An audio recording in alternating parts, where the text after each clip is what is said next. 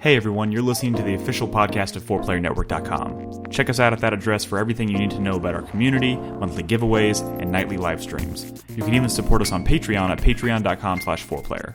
And last but not least, you can catch the live recordings of these podcasts every single Thursday night on our Twitch channel. We hope to see you there. Enjoy.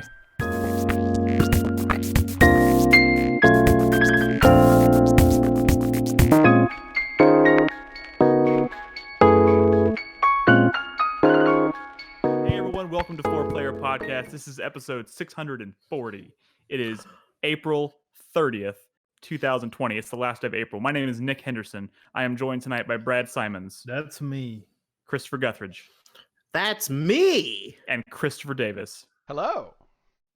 You boo! You Comedy broke the chain. threes. Yes, how dare you, Chris Now Davis. we're gonna have bad luck for the whole podcast. It's gonna be a terrible show. It's gonna be an absolutely... gonna be a good show. Buckle up, it's gonna suck. We have a lot to talk about tonight. We do have a lot to talk about. We have plenty of new games to talk about. We're going to talk about XCOM Chimera Squad. That is what it's called, right? I keep wanting to call it something else. Yeah. What's cool. the other thing? Chroma Squad, which is I'm combining two different game titles. I keep wanting to call it XCOM Chroma Squad. But yeah, XCOM Chimera Squad. We'll talk about Horizon's Gate. What's with the POV action, Crispy? Oh, that's dirty. It's getting dirty on the stream. Anyways, welcome everybody to the show. We have a lot to talk about tonight. A couple bits of housekeeping before we get too far into it. If you have not noticed yet, we did push an update to the website. So the website looks pretty dramatically different. I would invite you to check it out if you have a chance. We also updated the years in review page on the website. Has our top 10 games of 2019 as I can already see Crispy lighting up. Top 10 games of 2019 as voted by the staff here at 4Player. So check that out. I also want to, of course, invite everybody to join us in Discord at discord.gg/4player. It's a great place to be, especially in times like this when everybody is quarantined. Although our quarantine is supposed to end tomorrow. I mean, it's like I want to just go out there and get sick, sure. Yeah, and our governor's like a hardcore tea partier, so I don't know if this lift is a great idea. I know it's most definitely not a good idea, but they're gonna do it anyways. So anyways, we'll see how that goes. But also I want to use this opportunity before we get started because today is the last day. We're running a poll right now for the Revival Club to vote for the next game we're going to play. If you're a supporter on Patreon at the $3 tier or higher, or a Twitch subscriber, you can vote right now. I'm only going to let it run until the end of this podcast recording because it's been running for a couple days now. We are choosing between 5 games. Oh, I thought I was muted. I'm sorry. That noise made me really, really, really want a soda. I'm sorry.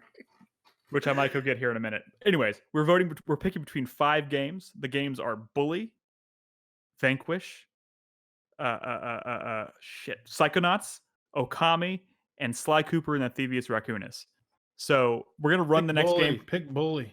We're gonna run the next game for only about a month's time. So I picked 5 games that are a little bit on the shorter side compared to a lot of the stuff we've been playing in the past.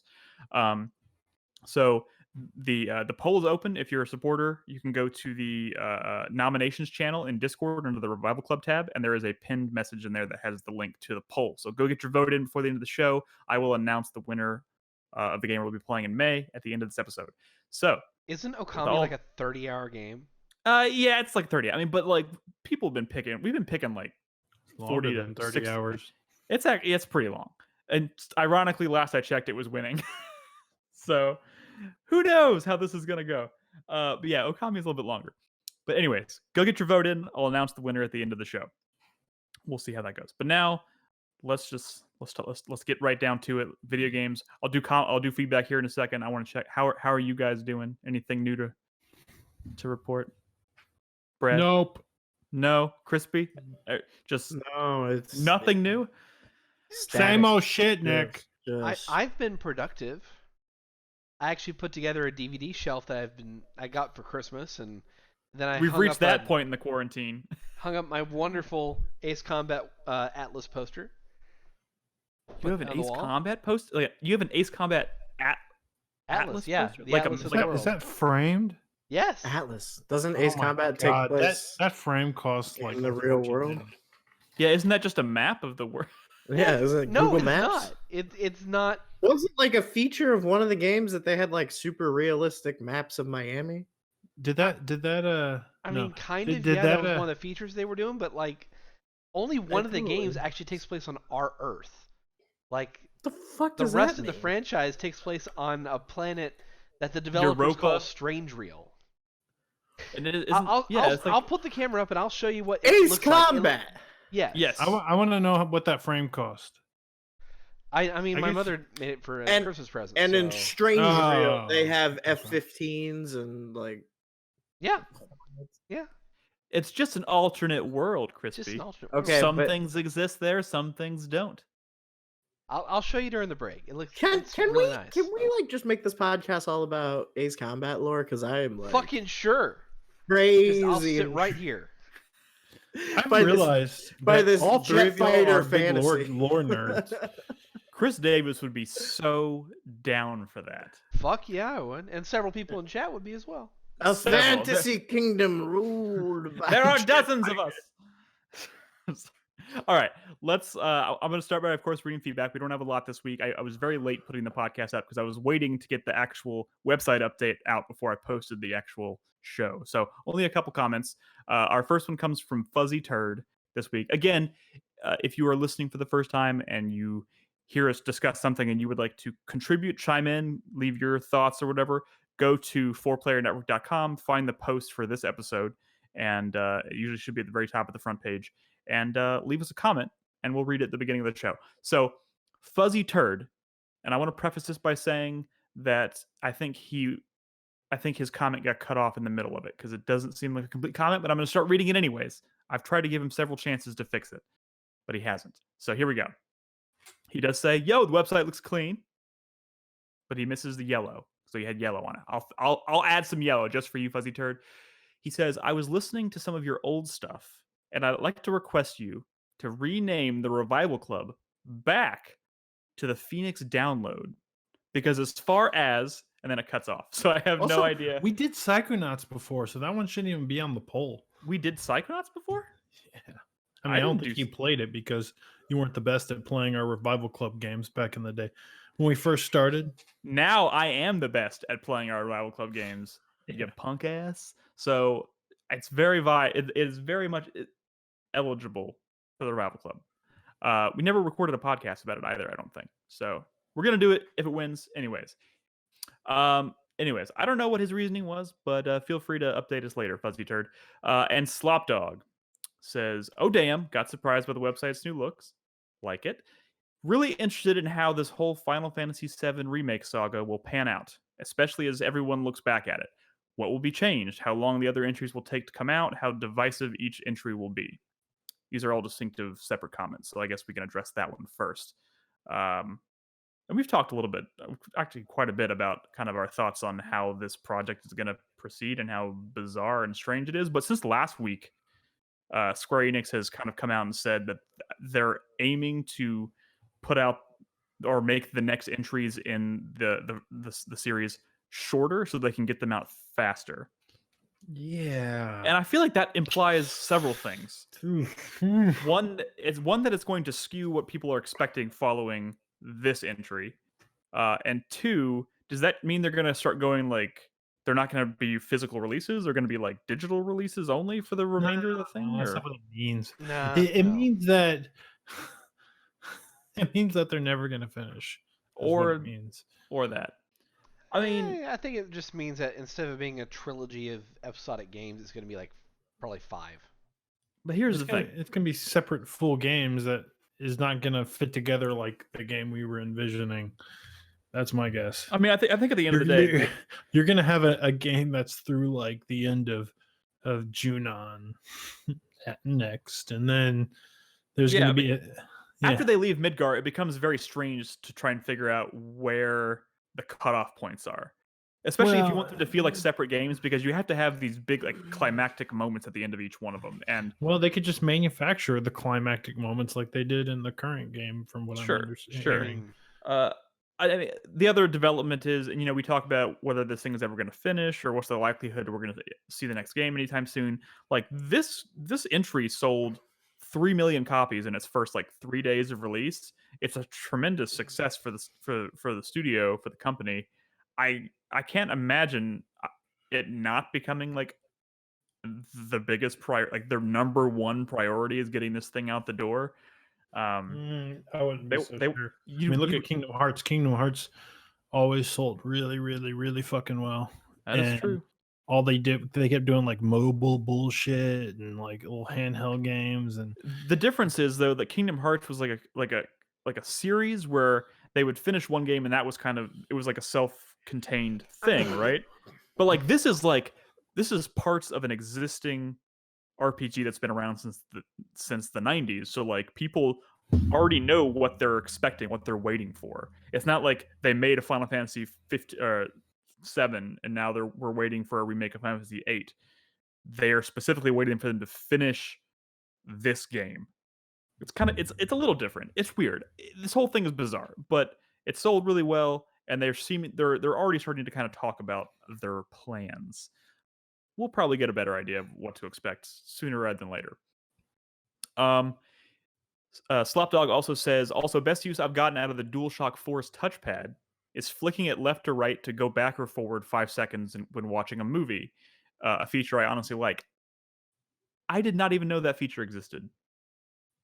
Do y'all use that? What, on a DVD or a Blu-ray? Yeah, if you're watching a DVD or a Blu-ray, you can apparently swipe left or right on the D-pad and get it to... I didn't know. I didn't know that. Yeah, either. see? But I don't... Yeah, I don't know. If we want to go forward or back, we usually just press L1, R1. Yeah, it's weird. But I'm going to try it next time. And then he says, also, I'm in full agreement with the fuck you to all the quarantine protesters. Sorry that you can't handle being bored at home and not having your hair cut. Find a hobby, you gutless worms. I totally concur. Amen. Dude, it's gonna be fucking weird for the next 2 weeks, especially as this country starts to try and reopen. Who the fuck knows what's gonna happen? Oh my god. I'll tell you what's gonna happen. Tell us, Brad. People will die. Oh, well, yeah, that's probably true. Just I can kind of hear myself through someone's headphones again. I'm not sure who. Is it bothering you, Nick? Are you not able to do the damn podcast? Well, I'm thinking about the audio of people listening at home, because if I can hear it, they can probably hear it. Testing. Nope, I can't hear it. I think it was crispy. Motherfucker. Right, nope. Wait, do it again. Testing. Yep, I can hear it. Wait, how about now? God damn it. Don't make me do this, crispy. Nope, I can't hear it. Okay, definitely crispy. Riveting. This is riveting podcasting. This is good podcast. We did warn you at the beginning of the show. It's going to be a shit show. Anyways, first of all, thank you guys for leaving comments. Again, if you would like to leave your own comment for next week's show, for us to read next week's show, go to 4playernetwork.com, click on the post for this episode, and leave a comment. And we'll read it at the beginning of the next show. So now, let's talk about video games. I want to start with the new one, the biggest new one.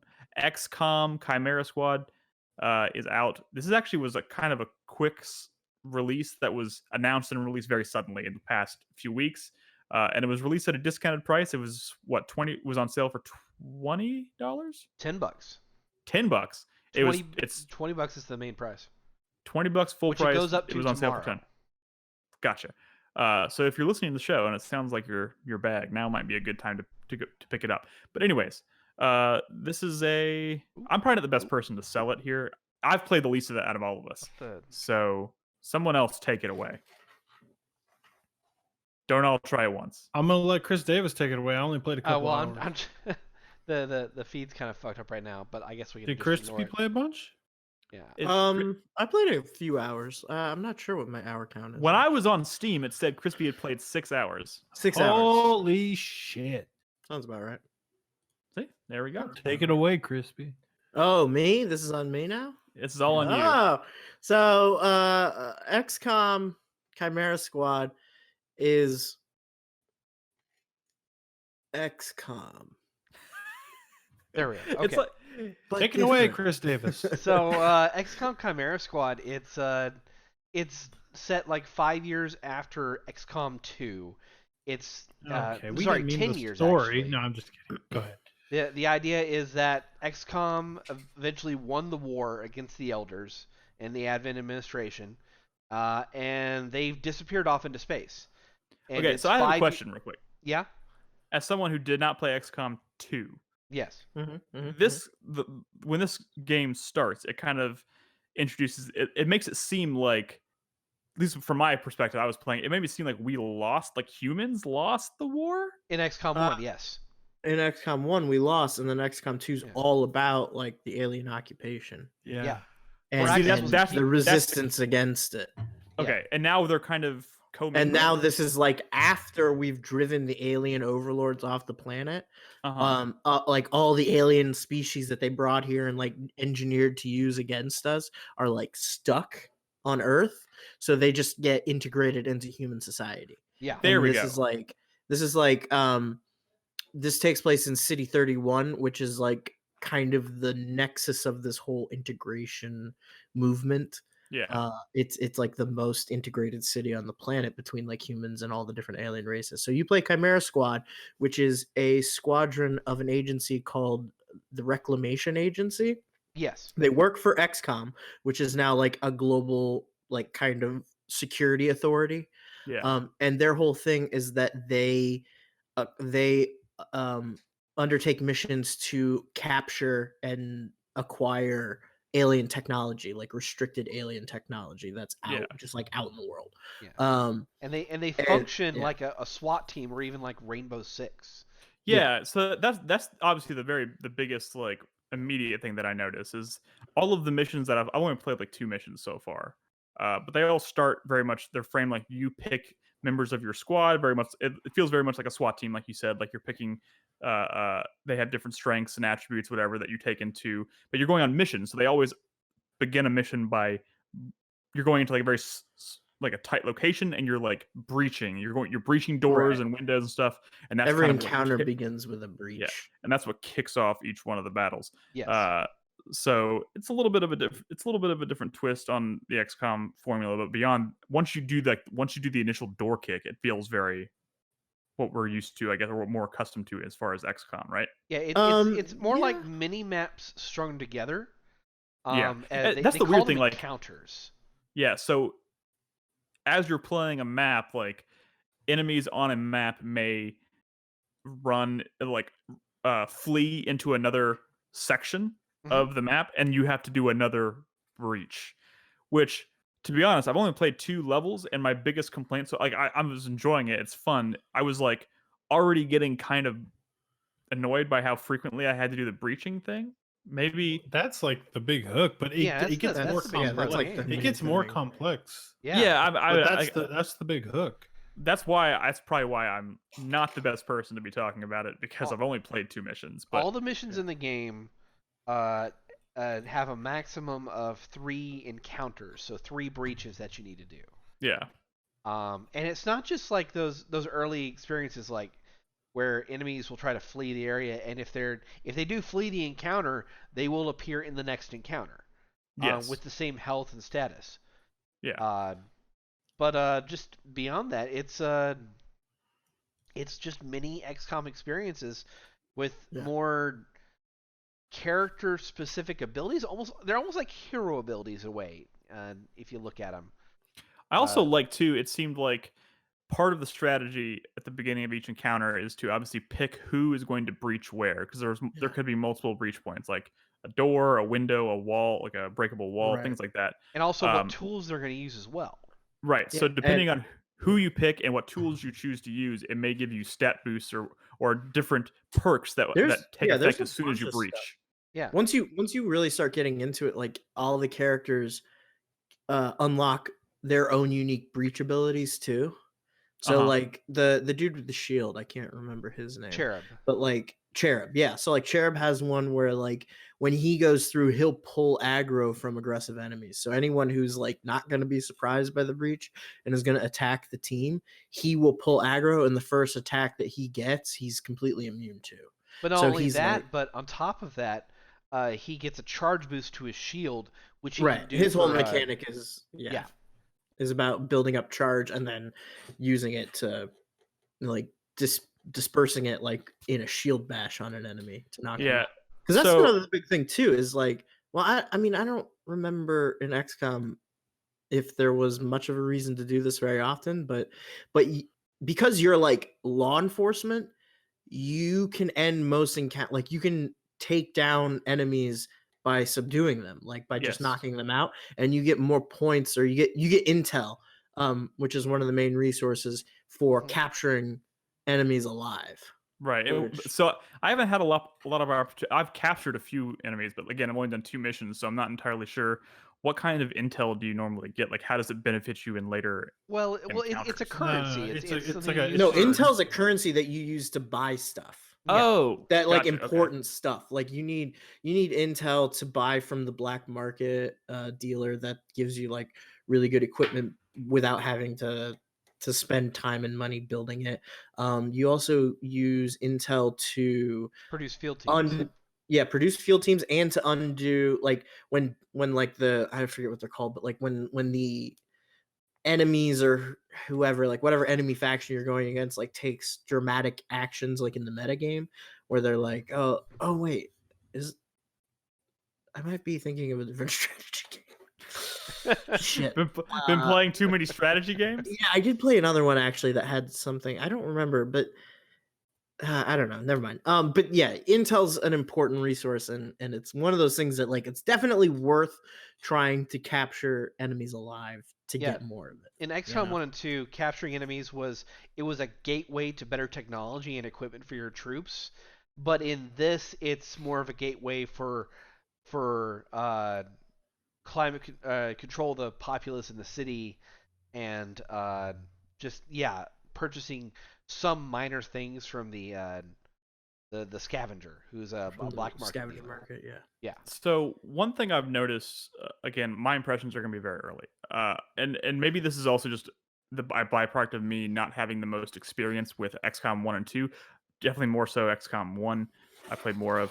And this is I don't want to like use the word budget title to like make it sound like I'm disparaging the game, but at the same time, I find some of the UI to be kind of difficult to navigate, or to like there's a lot of information, there's a lot of stuff being communicated, especially about what you're doing, how to like one thing I've still I've done 2 missions so far. I'm still confused about how to properly activate special abilities, because it keeps telling me to hold right trigger to activate character abilities, but I hold right trigger and nothing happens. But there's also a little X at the bottom of the screen above one of the little squares for my character actions that's to like do a quick use of like one of their special abilities. I don't think we're gonna be able to help you here, Nick. Yeah, are you playing on console? No, I'm It's playing not on PC. console. See, I don't With a controller? They probably don't have their controller shit. So is that my problem? I Should I be tried to playing play it with on my mouse and TV keyboard? with it, and it didn't work. Probably. I mean, this is a completely like turn-based. Not just that, There's but no reason not to use a mouse. My conspiracy theory is that this was originally designed with mobile in mind. I The saw the XCOM games have all come to mobile, and they've all done really well there. Mhm. And I feel like this game was like, think about it was announced and released a week later, which is very mobile, right? And like the UI almost seems like it could be like designed for a touch interface. And I feel like in just the bite-sized nature of it, right? Yeah. Feels very mobile. I feel like they're pulling like a gambit on us or some shit, right? I feel like we're gonna find out really soon that this is coming to mobile sooner rather than later, sooner than the other XComs. And that it's probably already done. And the only reason they released it on PC first is for legitimacy, for like so people know, hey, this is a real XCOM. So they don't get this is a real what happened to PC. Blizzard with fucking Doom Eternal. Yeah, exactly. This is a real PC Or XCOM game. Eternal. And yeah, I know what you're talking about. Diablo and all that stuff. I mean, I wouldn't be surprised at all, and it's a fair move. Beyond being, it's smart. I mean, it's a smart move. I mean, look at the pricing, right? $20, but $10 for the first month. Yeah, $10 is absolutely a mobile XCOM pricing, and it's probably, if it comes to mobile, it'll be $10. And you know what? You can't have people complaining that the same game wasn't $10 on PC because It was for it was, which is the issues they've had with other XCOM games where it's like the full XCOM game, but it's just a lot cheaper on mobile. I mean, and when you think about it too, when you just look at it from like a value proposition standpoint, like this doesn't really. I mean, aside from maybe some. I mean, again, you played an hour. I'm telling you, this is full blown. Oh no! I was about to say exactly that. Like I was just saying, despite maybe some like presentational like differences in terms of like the way the story is presented seems very ideal for mobile too. It's very like the animation is very simple and it's like static characters. It's like that still frame, like comic booky style. But it looks good, and the story, from the very beginning seems pretty interesting to me.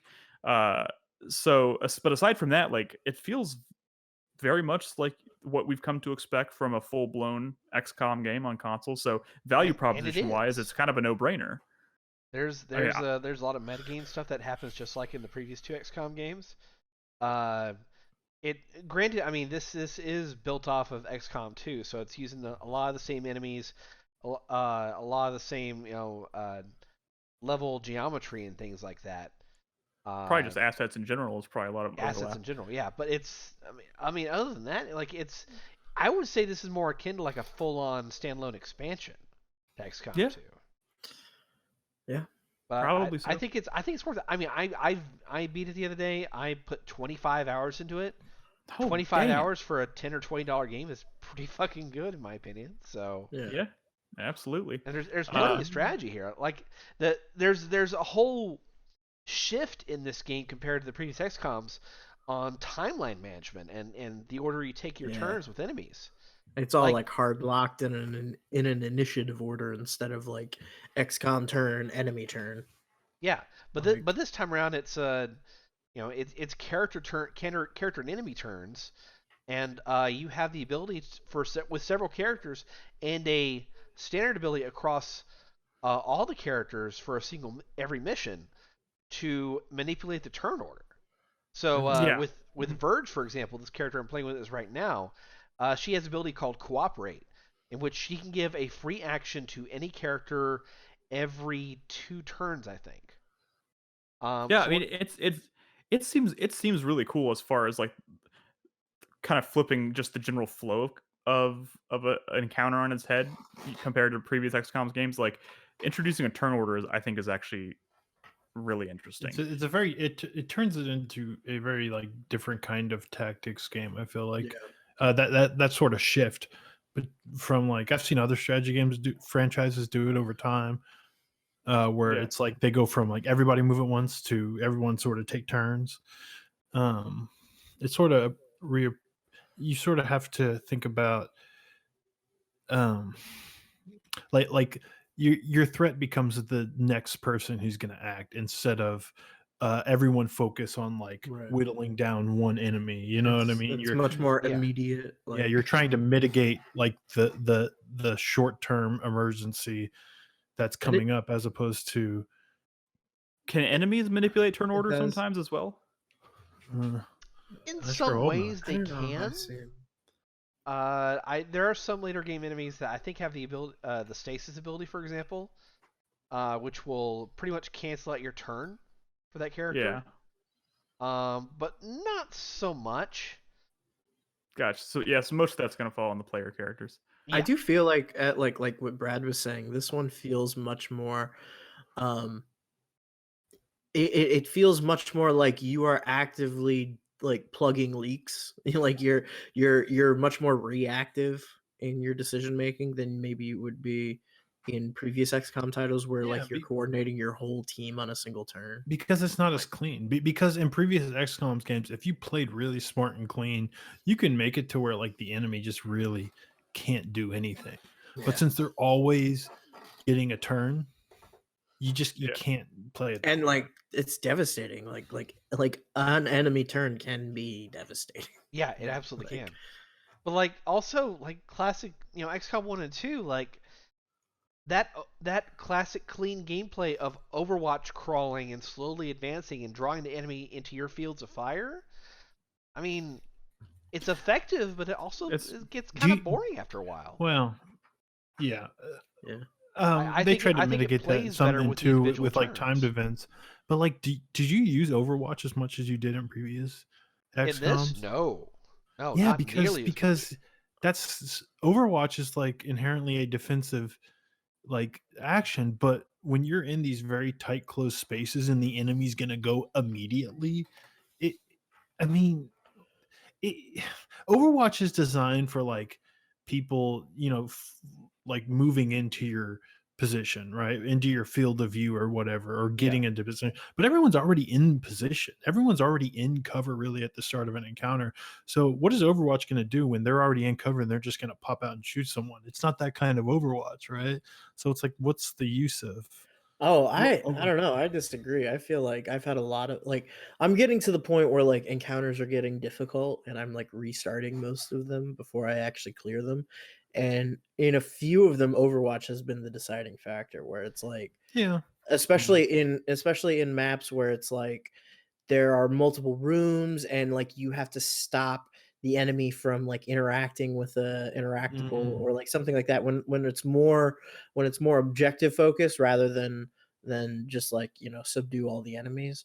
Overwatch has been like a huge lifesaver because there's a lot of times where like I do agree that maybe it's not as rife for abuse as it has been in Well, it's past different now Overwatch too. Titles. It's been nerfed. Now it's like Yeah, positional as and now opposed it's to like every a cone always. instead of Yeah. instead of line of sight, which means it's less like ubiquitous and it does require a little bit more positioning. But like But I think that Overwatch still has a use, and it's a much like you have to be much smarter about how you use it. and they've also changed how it works for the enemies too when they go into Overwatch because it's no longer necessarily a cone of vision. It's more importantly space proximity to that enemy. So if you get close enough, there'll be Overwatch squares, and if your character walks into those, then it will trigger the Overwatch and they'll attack. But like even if you're walking like behind an enemy. Yes. Oh, interesting. You remember how in XCOM 2 there was the stealth sequence, and the enemies would be patrolling, and there'd be like the recognition squares in which they would go into action. It's exactly that, except built for Overwatch. Interesting. This game's really good, man. I've been really I really like the all my time with characters. it. The only thing I miss from old XCOM is like the level of customization you got with your agents. But I mean, I can understand that, but at the same time, I appreciate these characters actually have backgrounds and lore and story to them. No, and for they sure. talk I to one think another. Like there's I think the discrete characters, like the actual like curated, acted, voiced, like written characters are great. I just kind of wish I could do more than just like change the color of their shirt, Yeah. I mean, I haven't dipped my feet too far into like the customization levels, but even at the like very surface level, it seemed kind of shallow. But like Chris David said, like you just said, like I think the writing is there, so like the characters and even just the overarching the hook at the very beginning, the kind of the story that's supposed to like suck you in and get you intrigued, seems really interesting. Even though I clearly was missing a key component and had no idea how the world actually worked. But now that I understand it, it seems even more intriguing. So, it seems pretty cool. I would like to play more of it myself. You said it took about 25 hours to finish it, or for me, yeah. Did you? Okay. That was going through all three major factions and then the in game for it. So I do like too. In between each mission, you have this like city map, and you're choosing between doing missions and going on doing investigations to try and like research specific factions and that way you can, I guess, make decisions as to how you address or how you handle those factions. They retained that same avatar project system they had from XCOM 2, to where there's a meter at the top of the screen. They call it city anarchy in this. Yeah. But the idea is that the more the factions take control of the city and cause chaos, the more it pushes the city council towards booting Chimera Squad and XCOM out. And is there a way? So I saw a few people in chat talking about how there's no like fail state, I guess, in this game. Like, because in XCOM 1 and 2, you can completely fail. There's fail states. This city can be would overrun. So that would be the fail state where they would kick Chimera Squad out of town because the city was overrun. Yeah. Well, there's also story-centric stuff to where you fail an objective and the city council loses faith and kicks you out too. So gotcha. This game has a lot of really cool ideas. I hope people. On one hand, I think people are probably really, happy about the price and the value proposition, especially at a time like this where people are trying to save money and whatnot. At the same time, I hope it's not like a deterrent for some people who look at it as like an inferior XCOM experience, because it does seem deep and it seems like it has a lot of cool ideas. I think it's a nice compliment to the previous games. Yeah, I'm just saying, when people look at it on Steam or whatever and they see the price and they already have associations with the franchise and might think of this as maybe not a full XCOM experience, but which it absolutely seems like it is. So, is there anything else you want to say about it before we move on? I mean, I again want to reiterate how much I like the time manipulation in the game, how that even carries over to the overall city sand table, and how you're manipulating all the different sectors of the city, and how much anarchy is going which, where, and why, and the tools you have. Like, it's really kind of cool, the strategy you can play out to where you know that every Friday of a week you're going to get your income, like your monthly income in the previous games.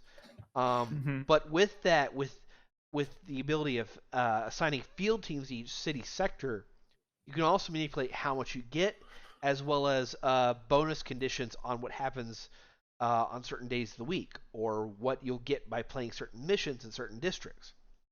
Gotcha. So you're kind of keeping a constant tab on the money coming into the department, and you have an active way of affecting it, right? Like if I've got say I have 2 city sectors that are in level 3 stats, and they're both if you go to 5, that goes into an emergency session, and then there'll be a point of anarchy put on the city anarchy meter. Okay. What you could do theoretically is you can assign a security field team to one sector, and then you can activate an ability that automatically reduces everything down to like 1 or 0 for the anarchy for that sector, and then you can play the opposing mission, and then that reduces that city's that portion of the anarchy down, and you can benefit from both missions.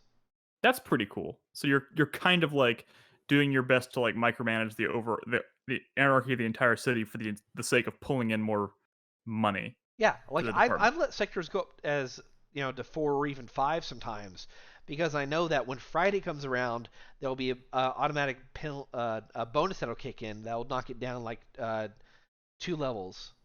Gotcha. And then I'll get other sectors that'll give me an intel bonus, or I'll get extra credits, or there'll be a situation that pops up maybe gets me an epic weapon I can use. It's things like that. That's actually pretty fucking cool. Seems smart. Seems cool. I'm definitely gonna try and spend some more time with this game, but man, I got a lot on my plate. So let's move on a little bit. Let's shift gears. Brad, do you want to talk about your game next? We don't have to. What else we got? I mean, I was gonna talk about Dusk a little bit, because I finally. Let's talk about Dusk a little bit. Do Dusk. So in the past, I tried playing Dusk. Did not like it very much. Would you? I mean, yeah, we judged you. Yeah, I know you did. And believe me, it's one of those situations where, like, on paper, this game sounded great, and I looked at it, and I liked the style of it, and I liked the atmosphere of it. But like, so I was very much convinced that, like, when I finally played this, it was going to be right up my alley. And I played it for like an hour, and man, it just did not rub me the right way. So, and now I decided we were talking about it in Discord, and I was like, I still own the game, obviously, so maybe I'll just pick it up and give it another try, which I did on my stream on Tuesday. And I had a really good time with it. And I couldn't tell you necessarily what the difference was, because, I started the game over from scratch. I was having the same experience I had before. Maybe it was just literally a frame of mind, and I just wasn't in the right frame of mind for it the first time. I don't know. But this time around, I'm enjoying it a lot more. There are Just trying to certain reload. I love that. kind of, I mean, I'm still trying. Like they tell you can reload the gun to like in close proximity to enemies to do damage, right? Because it flips the gun around, right? I don't remember that specifically. I mean, that's what the reload's for. You don't reload in this game, really. You have a gun, you fire it until you run out of bullets, and you move on. But you can press R to reload, and he does this like flip. Yeah. And I does thought it that for was every just to weapon. look cool. Is it just Because to look it's cool? fucking badass. It's just It's just to look. I'm like flipping the guns the whole time I'm Yeah, playing this game. it's And you sort of discovered like the a soap, joke. I see. It's a joke because you didn't reload. You didn't reload in old shooters. Yeah. So the reload button is just nothing. So, and one of the things I had complaints I had lobbed against this game, I guess the first time I played it, and this is more of just maybe just personal preference thing, and then something I'm not a huge fan of. Like, I'm not a huge fan of like the super fast movement in this game. Like, it's overwhelming how fast you move around in this game. I definitely came around that more this time, and I'm enjoying it, especially now that I've had a chance to like really dig into level design and really see how the game is structured and how the maps are very big. So, this is a classic, shooter. So outside of shooting things and like looking for secrets, you're not really doing a lot. So like in a big open map, you wouldn't want to spend a lot of time having to, walk slow between all these different areas. So moving fast is very much a benefit. Well, also I- the first several levels of the game, what, in my opinion at least, are kind of rough. Like they're not nearly as good as the rest of the game. Well, I True, will but say this. They're not. They're fine. They scale up kind of like like Doomwood or whatever. Like a fine wine. I mean, Yeah. I will say this. Now that I'm on like I'm on like the 6th mission of the 2nd episode. So at this point, I've played like 16 different levels. Yeah. Yeah. So you're halfway through the game. Yeah. And it's really impressive to me how, like Brad said, this game scales and how every level seems to get a little bit crazier. I was like one of the first, like when I first played this game or first saw a lot of the stuff I was seeing was coming from those very first the opening levels, which are very simple. It's very moody and atmospheric. You're out in this like cornfield, and it's dark, and they're playing those creepy music, and there's cultists walking around. Like that stuff was really cool, and that's kind of what intrigued me. I had no idea I would eventually be playing missions like the Escher facility or the Escher labs and stuff, where shit's getting crazy, and the infernal machine, and there's some wild stuff, but like it's slow. It's kind of brilliant how slowly it builds to those levels of insanity. So at the point I'm at now, I'm like thoroughly hooked. Like I've played like 6 or 7 hours of it so far since I streamed it on Tuesday, and I should be on pace to finish this game this weekend. Dude, That episode second to 3, last level's a holy shit. doozy, though. Second to last level of like the whole game is a doozy. Oh yeah, Wonderful. it's a doozy. Well, but Good the game is news. throwing a lot at me, and it's every single level feels a little pretty distinct. There's things that more other people are maybe taking advantage of more. Like, obviously because you move so fast, like time trials and stuff are like, it gives you a time and stuff. Like, I'm not really worrying about how long I'm taking to get through each one of these levels. And you know what? The secrets are great. I love finding secrets, especially when you get that like alert saying you found a secret, even though the rewards are kind of, it's very clearly not about the rewards, because they're all pretty basic stuff. Like, you found some ammo, or, you found this gun, maybe a little earlier than you would have found otherwise by doing a little bit of exploration. Or more importantly, you found a bar of soap. Or a bar of soap, yes. Unfortunately, I didn't find out like what the bar of soap was for, or how it worked until like the 3rd chapter. So there is a trophy, or is a chivo for like, doing that in every level. But this is not the kind of game where this is not really the kind of game where I'm gonna replay levels or anything. That's just not how Dude, there are some levels later on in the game that you haven't experienced yet that will change your opinion there. I mean, maybe, but I mean, this is also I'm gonna finish this. It's gonna be one and done, and I'm gonna move on to the next thing, because I have 1,000 things I want to play right now. But I'm so glad that I finally picked this up and started playing it again, because I do think it's brilliant. I actually got into I forgot what I said or how it came up, but I mentioned it on Twitter that I wasn't a huge fan of Dusk, or maybe it wasn't for me. I think it was back when I was playing Doom Eternal, and that game was really kind of pissing me off.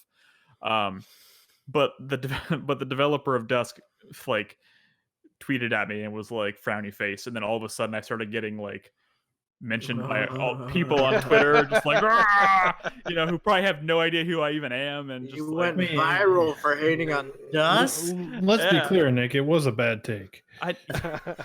Hey, get a load of this guy. Since the beginning, since I said that, I was acknowledging that like I want to like this game. I want to. It seems really cool. I don't know why it didn't rub me the right way, but it didn't. I don't know what to tell you. The point is, I went back and I gave it a second try because, for the love of God, second chances, man. Second chances can really change your opinion. You should reply to Dusk Dev. They have a very passionate following. I tweeted at him again. He hasn't responded. I'm wondering if he's mad at me. I don't know. He should be. I mean, the funny thing is, like, I've been following the development of the next game they're working on. Gloomwood, I guess, is the next one they're working on. I've been following that on Twitter, and every time I see footage of that and stuff, I'm like, this game looks like it's gonna be really cool. But it also looks like Dusk. Well, that's also a different developer. Stylistically. Wait, what? That's not the same guy to making it. New Blood is publishing it, but he's contributing to. He's not actually leading. Well, yeah. But I'm sorry, he is not the main developer on Gloomwood, but he is involved in the projects, and I've been seeing a lot about the game through his Twitter. Yeah. So it's weird because every time I looked at it, I was like, this game looks really cool. I can't wait to play this. But I was like, I don't know why, because Dusk didn't do it for me. But now it's doing it for me. So the moral of the story is, Brad, the point isn't that I played it once and didn't like it. The point is I played it twice and I loved it the second time. Fine. You punk ass. No, I admit that's good. I mean we've all had that happen with tons of games, I'm sure. I can't wait until you meet Big John. Big John. I just fought Mama today. Oh yeah. Yeah, that fight sucked. It was a little rough. I mean, if there's anything you will learn about classic shooters, it's that boss fights are always awful. Yeah, but that boss fight in particular was awful because the only reason I died was because I died like probably 20 times in that boss fight because I kept falling off because it's just a bunch of little islands kind of, and you can fall off things and you're just running around like crazy. And like I said, you move so quickly in this game. I died like 20 times just because I was trying to avoid gunfire and whoop, there it goes. So that kind of sucked, but I got past it. And I'm loving it. This game is really cool. Also, dope ass soundtrack. This is I'm talking like Doom 2016 levels of dope ass soundtrack. It's great. Indeed, it is. It keeps getting better, man. It doesn't stop. I'm enjoying it. I will finish this. This weekend. That's all. I wanted to give an update because I'm enjoying it. I can officially go on the record and say I like Dusk 2. You don't have to hate me anymore. Dusk 2? There's a Dusk 2. Damn, what does this guy know that we don't? I got all the industry secrets. All right, Brad. I'd like to take a break before I talk about my game. Let's take an early break. Yeah, I mean, guys, yes. I gotta have a poo. I mean, you can go have your poo right now. But he's supposed to talk about my game, Chris Davis. Go. No, you can talk about your game. Wait, is there another game we need to discuss? Crispy, what have you been playing? Anything else? I played XCOM. Oh. And I played a bunch of Divinity Original Sin 2 co-op. Oh shit! How's that? Am I supposed to go poo, or we'll just take a break after this? Yes. Oh, okay. No. Talk. No, you want me to go? Okay, yeah. Okay. He wants to hear about Divinity Original Sin 2. Yeah, so I played probably about 10 hours of a campaign with a couple friends. My roommate and one of his former coworkers. And honestly, I really liked Divinity Original Sin 2 before, but God, co-op is the way. Really? Way to do it for now. Is this it's at really all? Is this an? I can't. we talked a little bit way back when this game first came out about the dungeon master mode. Is that like part of this, or is that a separate thing? No. We're playing on console. It doesn't even have that. Oh, gotcha. No, this is like you just start a campaign and up to 3 other people can. So like there's 4 party members. You can have up to 4 players, each controlling their own party member. And that's what we did. So we just started a campaign that we only play together. And we each have a character that we control, and then there's a 4th that sometimes somebody will pop in and control, which is also kind of cool. You can just have people pop in and out and control like your 4th character or whatever. Like randos? Yeah. Well, no, I mean, I guess you could, but like we have friends on our people that we know, and we're like, oh, we're playing, and someone pops online, and we're like, hey, play Los for us, Yeah, kind of thing. It's really cool. It's really fun. It's I actually started this after like a week ago after a D&D session I was running like fell through. Like didn't happen, and I had like D&D blue balls, and I was like, I want to play. And I started playing this with my friends, and it really helped. It was wonderful. It was like, oh, cool. I'm playing Fane, the undead character, as a mage, and it's so fun. Here's my question. Yeah. Does it seem less tactically satisfying to you personally if you're only controlling one character? No, not at all. I mean, bearing in mind that you and I are different people who have different priorities and likes and dislikes when it comes to tactics games. I mean, I like tactic gameplay, and I can understand wanting to have that level of control, but the way it's set up right now, it feels like D&D. It's like I only control my one guy, and I just have to respond to everything that's going on the battlefield. And it's kind of chaotic when like I'm a wizard and I have all these like poison and fire spells that do a whole bunch of AoE shit. And my 2 friends are playing melee characters. Yeah. So it's like my whole job is just like, how can I lay down damage without beating my friends up too much, without like setting them on fire too many times. I mean, you're going to set them on fire. It's just a fact of life. It's just a fact of life. This experience has made me super excited for Baldur's Gate 3 as well. And a reason for that is, and I don't want this to come off too judgmental, and I think I've said this before, I really like Divinity's magic system in that it's like very elemental based, and I think that's really cool. I wish it was a little deeper than it is. I wish there was more to it. I feel like too much of the magic is wrapped up in this whole like elemental interplay. And I just what about all like the blood magic and stuff?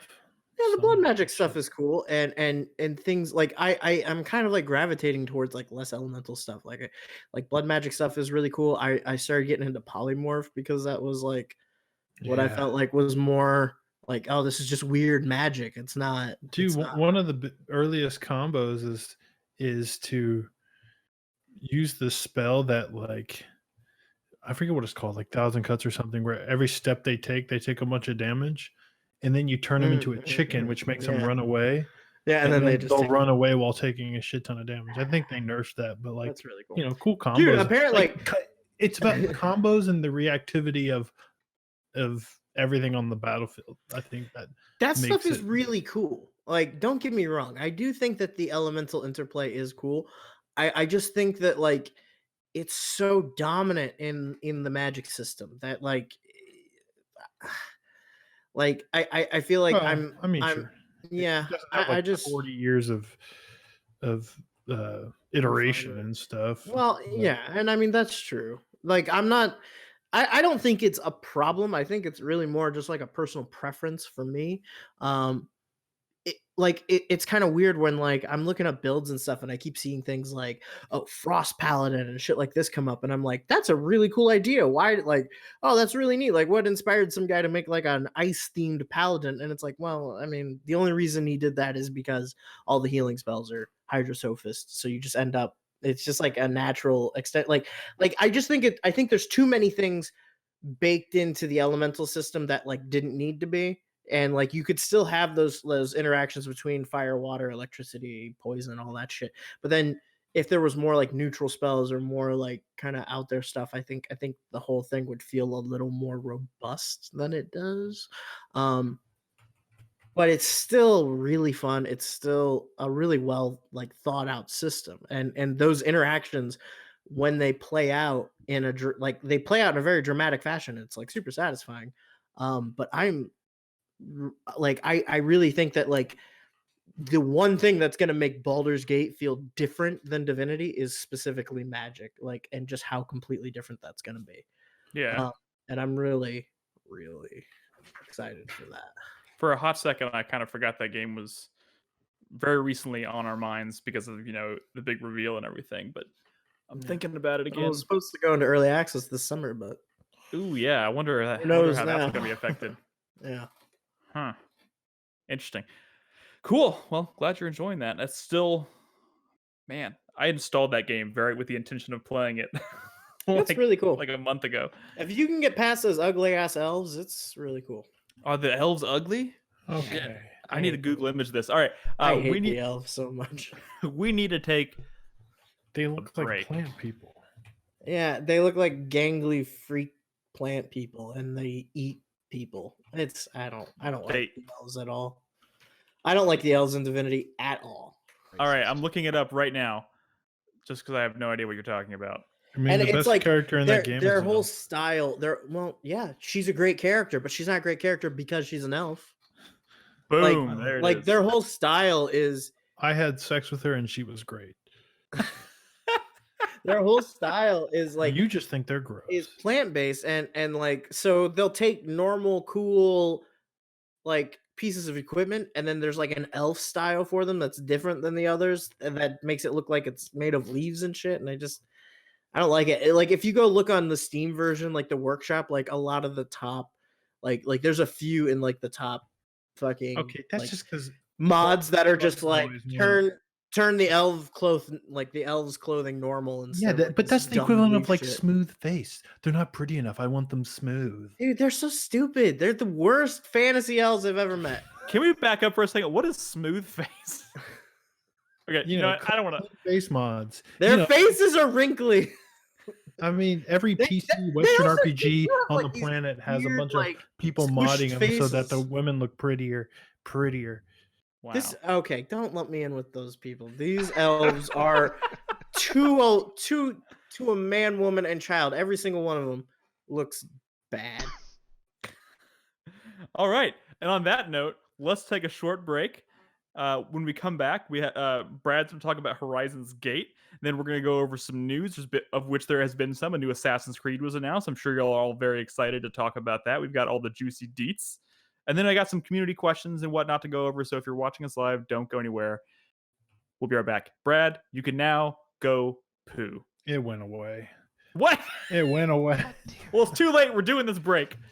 It didn't go anywhere. Like it's still there. It just went back up into his body. Just go have a push. I'm sure it'll come out.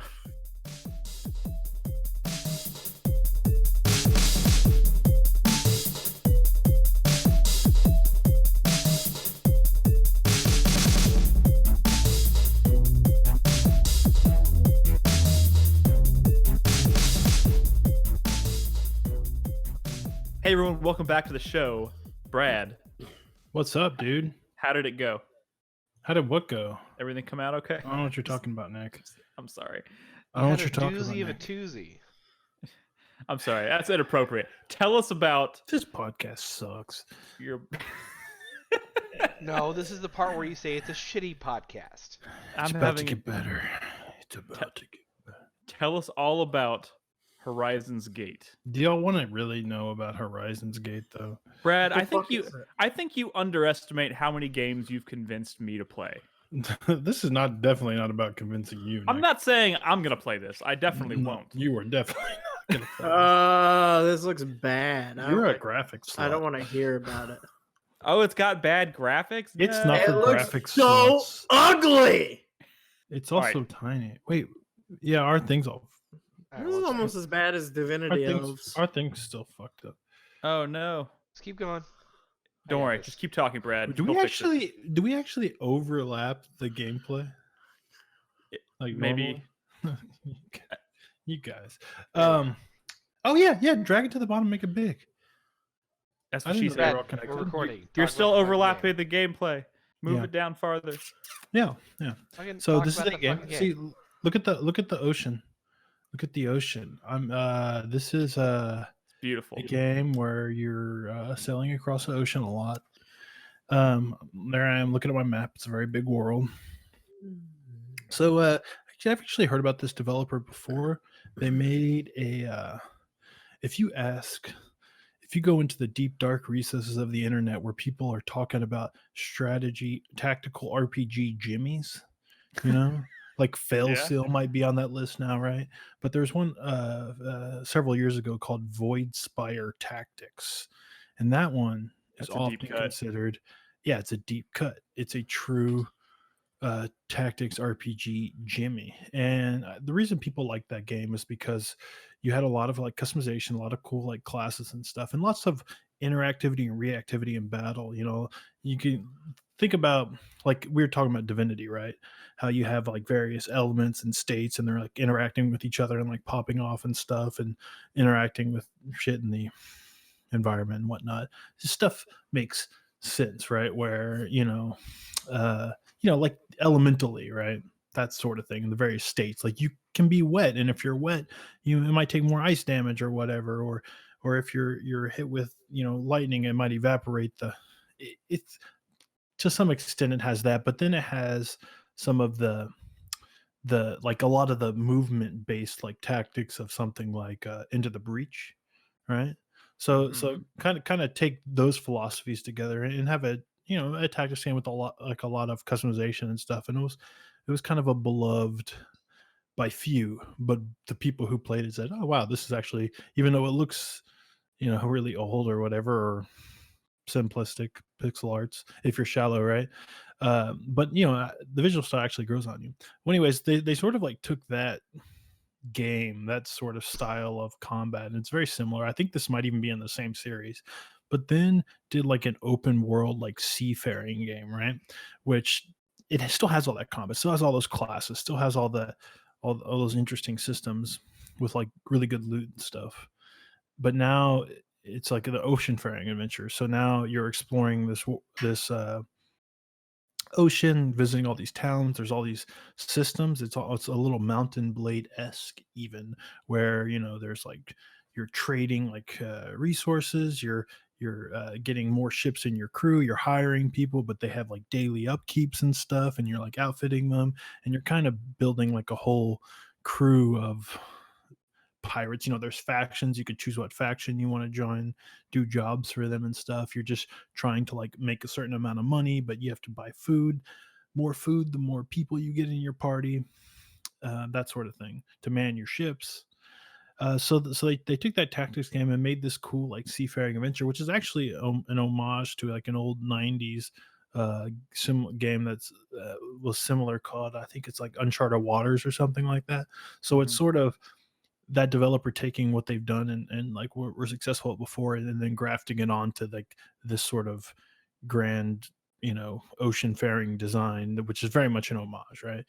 And it's cool, right? Because now you have like you have tactics that takes place on the ocean, right? You have ships, and you have all these different types of like cannons and stuff, and position and maneuvering, just like you would in any other like sea combat game, turn-based game. It's all here, right?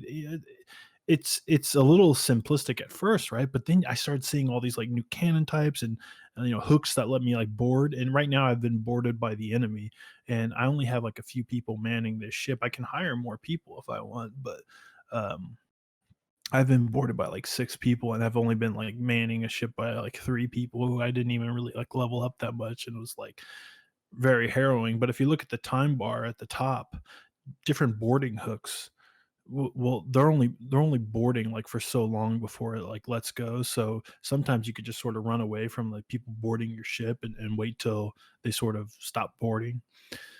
But it's just been this really cool. I mean, it's a really good. Trying to think of another example where a game has done something like that, right? Where they've taken something that they're really good at. In this case, it was like customization and turn-based combat battles, but then like did like a much more ambitious, like they really broadened the scope into like this whole other type of game, and it's just been really cool and addictive. I mean, there's all these different kinds of ships and stuff you can outfit your ships with, and there's just a lot of So stuff. are you able to like freely explore the world? Yeah, I mean that's what I was doing before I Or got into this battle here, this ship combat here. gotcha. But like all the but all the combat, like the tactical combat in this game takes place on the sea. No, no, no. There's like villages and stuff, and you'll get like jobs to like go clear out like a monster den, or like if you're just doing like a story sequence or whatever, there might be, you'll be on land or whatever, right? I Yeah. mean, you're not freely exploring the land, but all the different ports and alcoves and stuff that you can find like along the coasts, those you can like go into and like talk to people and or go like fight some monsters or whatever. So you'll do the tactics battle like when you're being boarded or just when you're not at sea. Yeah. Um, and this is sort of like my ship loadout, right? And it's just been it's hard to talk about this game because like this is a game where I mean I played like 25 hours of this game already. What? Really? In the past week, and Damn. it's one I feel like I could lose like so much more time to, but it's also very open ended. Like when you first start the game, there's like a story sequence, there's like story sequences, there's battles and stuff. You're just going through and like actually like the characters and the writing and all that stuff's pretty good. Um, and but then when you sort of shit goes bad, right? And you're like, okay, we need to regroup, we need to get stronger, we'll have to come back. So like your main story mission is to like come back and like beat those dudes, right? And I don't know if that's like sort of an in-game thing or if that's sort of just like my next step, but I've been kind of like spending hours and hours exploring this world, getting stronger, buying ships, or capturing ships, that sort of thing. And eventually I'm going to go back and see if I'm maybe strong enough to like progress the story or to finish the game or whatever. But it it's been a really nice like open-ended kind of like tactics experience. I mean, you might not be able to tell at a glance because I don't know, graphics and people are graphics, right? I But love graphics. but it's a surprisingly deep game. Is this this year's expansive game. Well, I mean, it is a similar type of game to Fell. So like the class system is really good. They have really smart abilities, like reactive abilities, and stuff, and like good class combos are like kind of what the combat is all about, right? So I'll have like I have like a bombardier class, right? Who like places like remote bombs all over the like battlefield, right? But he can't he also has a skill to activate the bombs, but he has to wait till his next turn to do that. But that's not how you would play a tactics game like this. You got to like, get those gears turning and figure out, well, how am I going to set up these bombs with other characters, right? And I found out that the lightning element will trigger the remote bombs to explode, right? So I have my faster characters as bombardiers. Yeah, yeah. Exactly. Yeah, because I shot a like one of my magic users has a big like lightning beam, and I shot it through like a line of enemies, and it triggered a bomb and exploded. And I was like, okay, that's cool, because I wasn't doing it with other things. But then I figured, well, wait a minute, I can have my faster characters place bombs all over the battlefields, right? And have my wizard come in, or not a wizard, like the classes aren't that simple, but trigger it with lightning. And I'm like, well, that's sort of inefficient, right? Because it uses MP, because you really have to line up that lightning shot, and that's hard to do. Then I was like, wait, I can get like a lightning gem, put it on my bow user's bow, and use his multi-shot to hit every fucking bomb on the battlefield and just like trigger like a huge elemental explosion that like fucks everything up. That's pretty cool. Yeah, it's really fucking cool, actually. Sounds dope. I just wish it looked better. I'm just kidding. It's the kind of thing where I never actually played Voidspired Fire Tactics. It's one I always heard about, always one I wanted to go try. You know, I was kind of turned off by the look of the game at first, right? Maybe I didn't realize just quite how deep it was. For people listening, somebody Boner Killer in chat mentions he might be saying this in jest, but it's kind of true. Like if you're trying to picture aesthetically what it looks very like maybe RPG Maker-esque. Yeah, I mean that's so like insulting and reductive. I mean, but it's used a lot when anytime someone like makes a game with like a pixel art of a certain style. I know that was like happening with like Cosmic Star Heroine, and people were like, no, you don't understand. I mean, obviously you've never played RPG Maker because this is like way more sophisticated than that. But yeah, I mean, this does have like a very simplistic style, but it is one that is looks like it has consistent and cohesive, and it kind of grows on you. Like when you go to ports and whatever, you could try like the local specialty that port sells, and it'll give you like boosts for like a few days, like various boosts that are actually like for your whole crew, but you kind of got to buy it for your whole crew. And I'm like, oh, it's a cool little system. But then when you buy it, they all like sit down and they're eating it together, and you can have like a conversation with your party members, and you or like ask them questions, and just sort of it adds like flavor to the world. And it's actually surprisingly, like you would think a very systems driven game like this wouldn't have that kind of care or attention put into that sort of like writing and that personality, but like it's surprisingly adept. It's just, you know, who's ever going to play a game that looks like this except me, right? Well, I will say this. I get totally fucked here, but like I find out that like an explosive fire element, you see how we start this combat wet because it's raining, and how that's like affecting our morale is like a big thing in this game too. I feel like any oceanfaring game is always going to have morale as like a big thing. But I find here that like the fire element on a wooden ship actually will cause like the panels, like it really fucks shit up. I didn't actually know that, but that was cool. What were you gonna say? I'm sorry. I was just gonna say, you know, you joke or what about graphics and whatnot. I think this game actually looks fairly charming. Yeah, I mean, yeah, charming.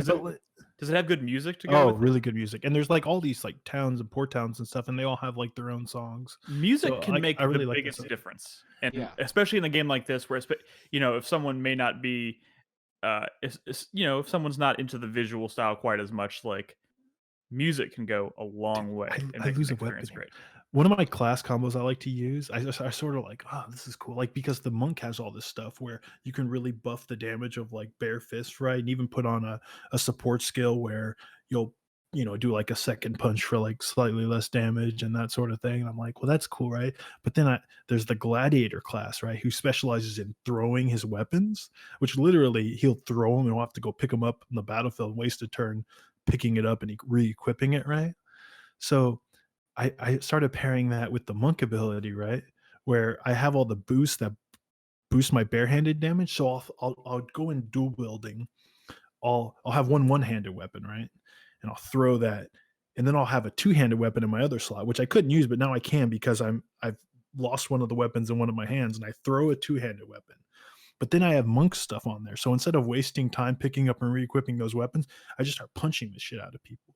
And like that's the kind of cool class combos that makes this genre, I think, when done well, like really fucking awesome. The thing is you have to go pick up your weapons. And I do that here. And when you're boarding a ship and the boarding time ends, the ship just like goes away and you're like, wait, no, my fucking coral hammer is on that boat. I need that. But then I got boarded by them again in this battle, and then I picked my fucking hammer up, and I'm like, oh, thank God. Nice. Yeah, so it's fucking good. This game is cool. It looks cool. Burgled in chat makes a good point. The real reason I won't play this, Brad, has nothing to do with the way it looks. It's the menus. It looks like it's so menu heavy and so many numbers, so many stats. That's the bigger turnoff to me. The thing is, in that this type of game, I mean, you don't really have to. Just because I'm going to spend 20 hours in menus, like customizing and stuff, doesn't mean everybody has to play that way, right? I mean, like, dude, I got Crispy to play Final Fantasy Tactics, and we didn't play that game the same way, but he still finished it, and he still really enjoyed it. True. You know, I don't think a game has to be played like that, and I don't think this is an example of a game that has to be played like that either. Fair enough. But it's been really good. If there's any complaint that I have, it's that this makes me want to go back and play like Void Spire Tactics, because that was a game that was like structured. It didn't have all this ocean stuff. It didn't have these systems. You didn't have crews and trade and ports and jobs and all that stuff and factions, right? It was more of just a straightforward explore dungeons, get into fights, that sort of things. And this game really doesn't have enough of that. Like, for a tactics game that's as good and deep and with this much customization as it is, because it actually came from like their previous games, I feel like I'm not in that kind of combat enough. Like, I want to be in there more because I want to unlock all 30 fucking classes because they all sound so fucking interesting. But like, I want to be in combat more because it's been really challenging and fun, and like really challenging, dude. Like, I was stuck on like a dojo fight, like an arena battle, where you can run like really good rewards for like a couple hours, but it was like so rewarding trying to like puzzle it out. Like one of the classes I have, the warden, it can place like barriers on the battlefield, which is like tactically like the coolest thing in the world, because you can create choke points, which I was like making dudes kind of tunnel down a choke point, and then I was like loading that tunnel with bombs and like here's what I totally blow up the floor of this shit. Anyways, I could talk about this game for hours. I'm not going to, because most of you aren't even listening anyways. I'm listening, bro. We should have turned off the visuals. We shouldn't have let them see what the game looks like. They would have been seeing like Assassin's Creed Black Flag, but deep, you know? But now these assholes are just like... It really broke my heart I couldn't get people to play Failseal last year. It broke my heart. Wait, not necessarily you guys, because I mean... Get fucked. Hey, the hell you are playing, but like, you know, a lot of people in the community over the year, you know, like last year everyone here played Superland, and everyone had it on their top list except Chris Davis. He's weird, but like, that's really cool, right? When something like that happens.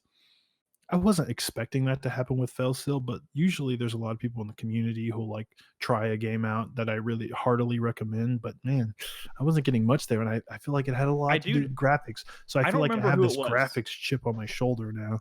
I don't remember who it was, but I remember somebody specifically coming into our chat while we were recording a podcast in the not too distant past, and said they picked up Failseal because of your recommendation and they loved it. Yeah, I remember that too. I don't remember who it was. I'm not making that up, I swear. Well, I mean, somebody said that. There's some respectable people out there, and I appreciate that. Also, can I just comment that I really like this Mode 7 thing going on?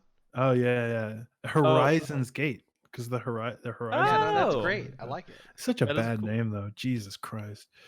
The thing is, this type of game, all I want to do when I'm not playing it is to like read about it and look up stuff about it, right? And like, oh, what are all the cool class combos everyone's doing, or you know, where's the trainer for? Because, you know, to unlock classes, you have to find the trainers in the world and stuff. But there's not a lot of talk about this game because not a lot of people are playing it. It did come out. I already see where this is going. It did come out last month, right? But like, there's not enough conversation. I love reading conversations about a deep game like this, but it's not there because not enough people are playing it, and it's frustrating. I'll do Google searches for stuff when I'm stuck, and I'll just get results for Horizon Zero Dawn. I'm like, fuck all this, man. I want a Reddit for this game, like an active Reddit for this game. There's got to be something out there. Is there? I mean, I'm assuming right now this is PC only. Is there any talk that's coming to Switch? Maybe? You know, it really bought like a few months ago. I was thinking about Void Spire Tactics, and I was like, oh, it's got to be on Switch, right? Everything's on Switch. It'd be perfect for Switch. It wasn't on Switch. None of their games are on Switch or any consoles. Did you play their other game, Alvora? Alvora was the game they did after Voidspire Tactics, which is again a tactics game in the same. It was the same like core systems, but it was more dungeon crawly. It was more roguelike, I think, even. Yeah. But that one's supposed to be really good too. But Voidspire is the one that I hear again in the circles. In the circles. The SRPG circles. The tactics speakeasies. Yeah, the tactics. Well, you know, I think this looks pretty cool. Looks pretty. Hopefully, some people are inspired to check it out. It looks awesome. If you missed, Koos is the one person on my friends list. I saw he's the one person who has it, and he's played like 35 hours of it. And I messaged him like, "Oh, you actually played this? Is it cool?" And he's like, "Yeah, it's cool." Yeah, you should just talk with him a lot. Yeah, it's kind of our first ever mod. Well, I'll tell you what, I'll put on my wish list right now. How about that? Look, I'm not recommending it to anybody here. I don't care about. I don't give a fuck what y'all play. But you know what? The people out there, I just hope they're hearing.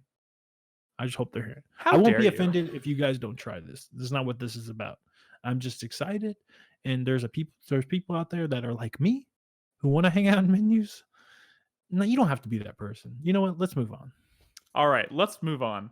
That was Horizon's Gate. Because you're gonna forget. I was about to say Horizon Zero Dawn. Just because my brain went to like autopilot when I said the word Horizon. Sorry, Horizon's Gate. I didn't mean to perpetuate that.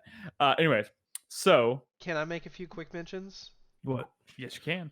I've played 2 other games over the past couple weeks, and one I've been specifically told I should mention. The first one I played was Receiver 2. That sounds familiar. It is. I hear it's different. It's well, I didn't play Receiver 1 personally. Oh. But the idea behind the Receiver series is that it's all about like gun mechanics, like the actual action of firing your gun, cocking the hammer, unloading it, loading bullets back into it, closing it, recocking, and turning off the safety to fire. Like all these are fucking keys you press on the keyboard. Yeah. Seems like that should be a VR game. That's what I thought. I thought it was actually VR until at first too. No. This game came out like 8 years ago or something. Yeah. Receiver 1 came out for a long 8 time. years ago, but Receiver 2 just came out like 3 weeks ago. The first one was made like at a game jam. It was made in like 48 hours or something. Yeah. Wow. And it got really good. And it's really cool. There's not much to it. It's super bare bones. Half-Life Alyx has like a streamlined version of that, and that is like my favorite thing about Half-Life. Yeah, of like having to cock your gun and yeah. You know. So like all the screenshots I just looked up of Receiver 2 are like really detailed guns, like where you can see like you can feel how just by looking at the image you can be like, oh yeah, you can like cock it back, and also looks great. There's not a single screenshot of you shooting a gun. Do you shoot the guns? Yes, you do shoot the guns. Okay. I'm just checking. You always look at screenshots. You're the only person on the planet who still looks at screenshots. I'm looking at screenshots because we're doing an audio podcast. I don't want to like watch a video. Mute. Mute the. But I'm listening to y'all's lovely, soothing voices. It's also a very fucking weird game though, because on top of the mechanics of just working your gun to shoot at enemies, like there's this whole like kind of nut job conspiracy thing going on. The game is all about like fucking finding audio logs and discovering the universe and the story through that. Is that why half the screenshots are like looking through like him exploring a bathroom? I mean, holding a gun. You find tapes and shit like in there, and you play them and you get like story elements. But it's really weird, like almost creepy, like conspiracy bullshit. Well, you know that I was listening to a discussion about this game, and they were talking about how in the first game, the dude was he was like really into like researching doomsday cults, and was he was using that first game as like an experiment to. I mean, I don't think that's going on in the second game necessarily, but it's really fucking weird. And in fact, there's even kind of a really dark aspect to them. Some of them that you find will be like really depressing, like monologues of a character, and what will start to happen is your gun will come out. It will start turning towards you as the this thing is is going different. on, and it's That's weird. no, it gets worse. It will actually fucking shoot you and kill you like it's a fucking suicide note. Like You you're have to playing disarm out your a gun fucking or something. suicide note. That's weird. So here's my question. So what you have to do quickly is you have to quickly empty the magazine and keep rapidly tapping keys to prevent the gun from turning at you to shoot you. It's That's fucking weird, man. I feel like that in and of itself would taking control away from you holding the gun would make it difficult to make it a VR game in and of itself, which kind of explains it. Do you recommend this game? Not right now. It did get a patch yesterday. The real problem I have with it is that it's fucking punishing. Like, you holster the gun and you left the hammer cocked or the safety off, you'll end up fucking shooting yourself. Okay? That's and hilarious. It's pretty much a one-hit kill on you. Okay? And every time you die, you lose a rank and you have to go back to the previous level and replay the previous level. Yikes! And that does sound really punishing. Fucking annoying. So what's the other game teach you've you been gun playing? safety? I think. Yeah, it's Gun Safety Simulator. What's the other game you've been playing? the other game I've been playing is I'm not even sure if it's a game at this point. It's called Bright Memory. It is a first-person shooter slasher. Very much in the vein of Shadow Warrior. It's kind of this janky but fairly good-looking first-person shooter. Did you link this to me earlier in Discord this week? Somebody else linked it. Oh, but I played it because it was getting good recommendations, and it was every couple of years this shit happens, right? Every couple of years there's like some paper thin, like there's like an indie developer or like a small team who can make something that looks like really beautiful, visually striking, where everyone's like, I can't believe that's an indie game. And then when they play it, they're like, well, these people aren't game designers. They just made something that looked nice. This is like a absolutely 100% what this is. And on top of that, like, this isn't a game, you have to realize. You're buying a $5 to $10 demo for a game that's coming out eventually called Bright Memory Infinite. And when that comes out, you get that for free. It's like what they did with Ion Maiden. So it just sounds like you're paying. It's basically early access. You're paying for the game now. You get it the full release when it comes out. I mean, later. Pretty much. It's a demo that takes maybe 45 minutes to complete. Oh wow. The combat is it's theoretically it's really cool, but in practice, you bought into a pyramid jank scheme. as shit. It is the video game equivalent of a pyramid scheme. It is. It pretty much is, honestly. That's funny. I want more from it, but it's like, number one, the people who wrote this game and did all the acting direction, English was not their first language. May not even have been their second. Because lip syncing, if there is any in there, it's terrible. But then again, there's like bad. There is like AAA games that have serious problems with lip syncing. So I don't know if lip syncing is the best gauge. Let me put it this way: lip makes a really great is trailer. The most facial animation that happens in this game. Let me put it that way. Do you know an example of a game that was almost like this, where when they first showed it off, and it was a long time before it came out, everyone was like, one person made this, it looks incredible, that's crazy. But then years later it actually came out and it was really fucking good, and I found that kind of shocking, because I thought it was for sure going to be one of those looks great, made by one person, but actually shit game. Dust and Elysium Tale. Oh yeah, that began its life as like this video that people couldn't stop talking about, One dude made this, but it turned out well. Maybe Bright Memory will come together. I love Dust.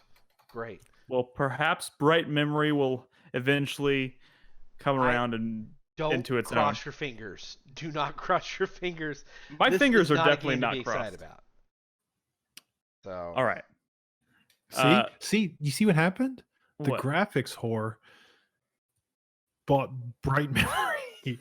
And the graphics ignorer got a Horizon's Gate. and look how our experience is differed. It has a great trailer to it. Okay, if you go on the Steam page and you okay, watch that Chris fucking Davis, trailer, Chris Davis, it let me looks tell you right really now, good. you are feeding into what he just said. Let's move on. I'm talking gameplay wise. But whatever. Okay, we can move on. Hey, you tried it, and that's what we do here. We try and talk about video games. So there we go. We try. We don't necessarily succeed. Correct. All right, we have some news. There's been quite a bit of stuff happening in the industry this past week. So let's quickly. I'm going to save the Assassin's Creed stuff for last because I got a whole list of stuff for that.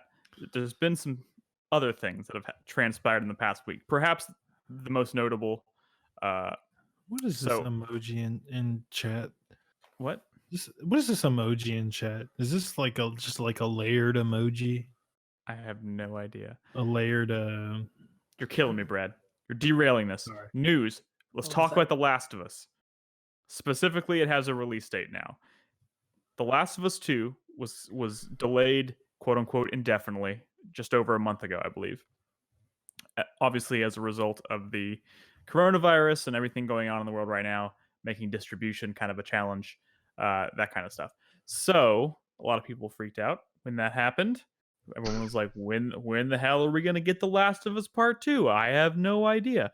Turns out it wasn't delayed for very long. It's coming out now. What was it? June 19th, I think, is the final release date.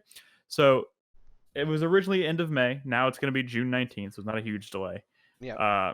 And that pushed Ghost of Tsushima, which was originally slated for June, to July. So we're going to get two pretty big, exciting, exclusive games in June and July. July 17th specifically. July 17th for Ghost of Tsushima. All pretty exciting. Unless Ghost is terrible. Well, yeah, but who knows? It could be like the Order 1886. But first of all, why would you compare it to the Order 1886? Like a big first-party title that was a huge whiff. Yeah, but first of all, did you play? I don't know. Are you about to defend Order 1886? I mean, I played through the Order 1886, and he is. I am going to defend it in that the biggest shortcoming with that game was its length. Yeah, it's very short. It's very critically, short. it did very poorly. That's all I was referring. Yeah, and a lot of that. For all we know, we've seen so little of Ghosts, right? Yes. But then again, you also got to think about the developers. The developer who made the Order 1886 was Ready at Dawn, which proved itself with some really quality games. Quality games that were all like mobile release. Like I'm just saying, like they went from making nothing but mobile PSP, not mobile. PSP, Vita games and whatnot. Great games, smaller budgets, to making a huge AAA project that probably didn't have the biggest budget. PSP games for years and years, and PSP and Vita games for years and years and years before they made Days Gone. A similar type of developer. Yes, I'm not. I don't. What are we talking about? I'm sorry. Go ahead. I don't know what. Yeah, you were the one who brought up 1886, but we're talking about Ghost of Tsushima, which is developed by. I keep wanting to say Insomniac. It's not Insomniac. Sucker Punch. I always get those two confused, man. Sucker Punch, which has done games like this before that have proven themselves to make open world. You're getting them confused because you're thinking about Infamous. I know. It's all just those two studios in general. Sly their names Cooper, Ratchet and Clank, Infamous, Resistance. What else did Insomniac do? Spider-Man. Okay. Sunset Overdrive. Overdrive. Yeah. Anyways, neither here nor there. The point is they both have release dates. The other news related to this, obviously, and of course, I don't want to get into specifics about. There's been a lot of hubbub around Last of Us, specifically because the debate about, or not debate, but the controversy surrounding like how Naughty Dog is treating their employees and everything reared its ugly head once again, because someone who is at this point, people are assuming it's probably a disgruntled employee, but I think just before I started this recording, Jason Schreier is reporting that it might not even be an employee, leaked the ending of the game, and not even just the ending, like leaked in-game cinematics that are in the game onto the internet. So people have been freaking out, obviously trying to avoid these like the plague. What happened? I think it might be a lot of this work from home stuff going on. People taking stuff out of the office that they don't normally have access to. Right. And there's a lot of discussion right now, and none of it is 100% confirmed as to why the person who did this felt the need to do this. I think the obvious assumption is that the person felt mistreated, and this was their, I don't know, revenge for that, or whatever you want to call it. That's the speculation, I'm guessing. I mean, that's a speculation, but like I said, Jason Schreier's looking into it and trying to get specifics, and he's a very trusted source. And his latest comments seem to imply that evidence might indicate that it wasn't even an employee of Naughty Dog that did this. I don't know. Who knows if we're ever going to find out what happened? But the point is, somebody leaked it on the internet, and everybody's making a huge deal out of it. So who knows what's going to come of that? It's kind of, I don't want to discuss the whole controversy about how Naughty Dog treats their employees, specifically because we don't know all the facts right now, but it is a huge topic of conversation at the moment. This is not a whole lot else to say, but on the flip side of that, we got our release date, June 19th, like I said, so that's in the bag. Hopefully it turns out well, but big warning to everyone out there who spends lots of time on the internet: be careful in chat rooms, because be careful of your DMs. People have been sending like DM messages with horrific spoilers, and then Carlos knows it all. Yeah, and I don't talk messaged to him. Carlos. I did talk to him specifically, asking him piss certain off things, Carlos. and he answered me, so I know things now. So why would you do that? Why would you do that? Yeah, I think I stumbled across something too. I don't know the full context, but because it's exciting. Oh God, I immediately muted every single word I could think of related to The Last of Us on Twitter.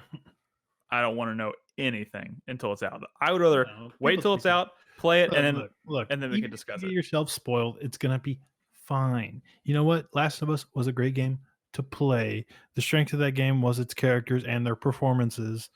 The plot is not why that game was awesome. So don't worry if you know plot details or plot spoilers. It's going to be fine. I concur. Let's see. What else do we have this week as far as news goes? Actually, a lot of stuff that ended up on the news doc here. So, yes. But some of this stuff doesn't need to be. What is this Gearbox thing? Okay. Oh, Brothers in more Gearbox stuff. Something about Brothers in Arms. I'm assuming Chris Davis put this on the doc. Yeah, because I mean, I can always identify Chris Davis news topics. Is it when you don't care about something? It's about Brothers in Arms. Sorry, Gearbox. That totally seems like a series you would have gotten into. I was the only brother. Wait, talking to me? Yeah. I was the only Brother in Arms thing I was ever excited for got canceled, and that was that demo. Not Brother in Arms, Nick. What did I? Brothers in Arms. Sorry, Brothers in Arms. The only Brothers in Arms games I ever got excited. Brother in Arms sounds like something. Just you're killing. Okay. Get it out, Nick. What's the news? The news? So the news is that Gearbox has signed a deal with a showrunner named Scott Rosenbaum.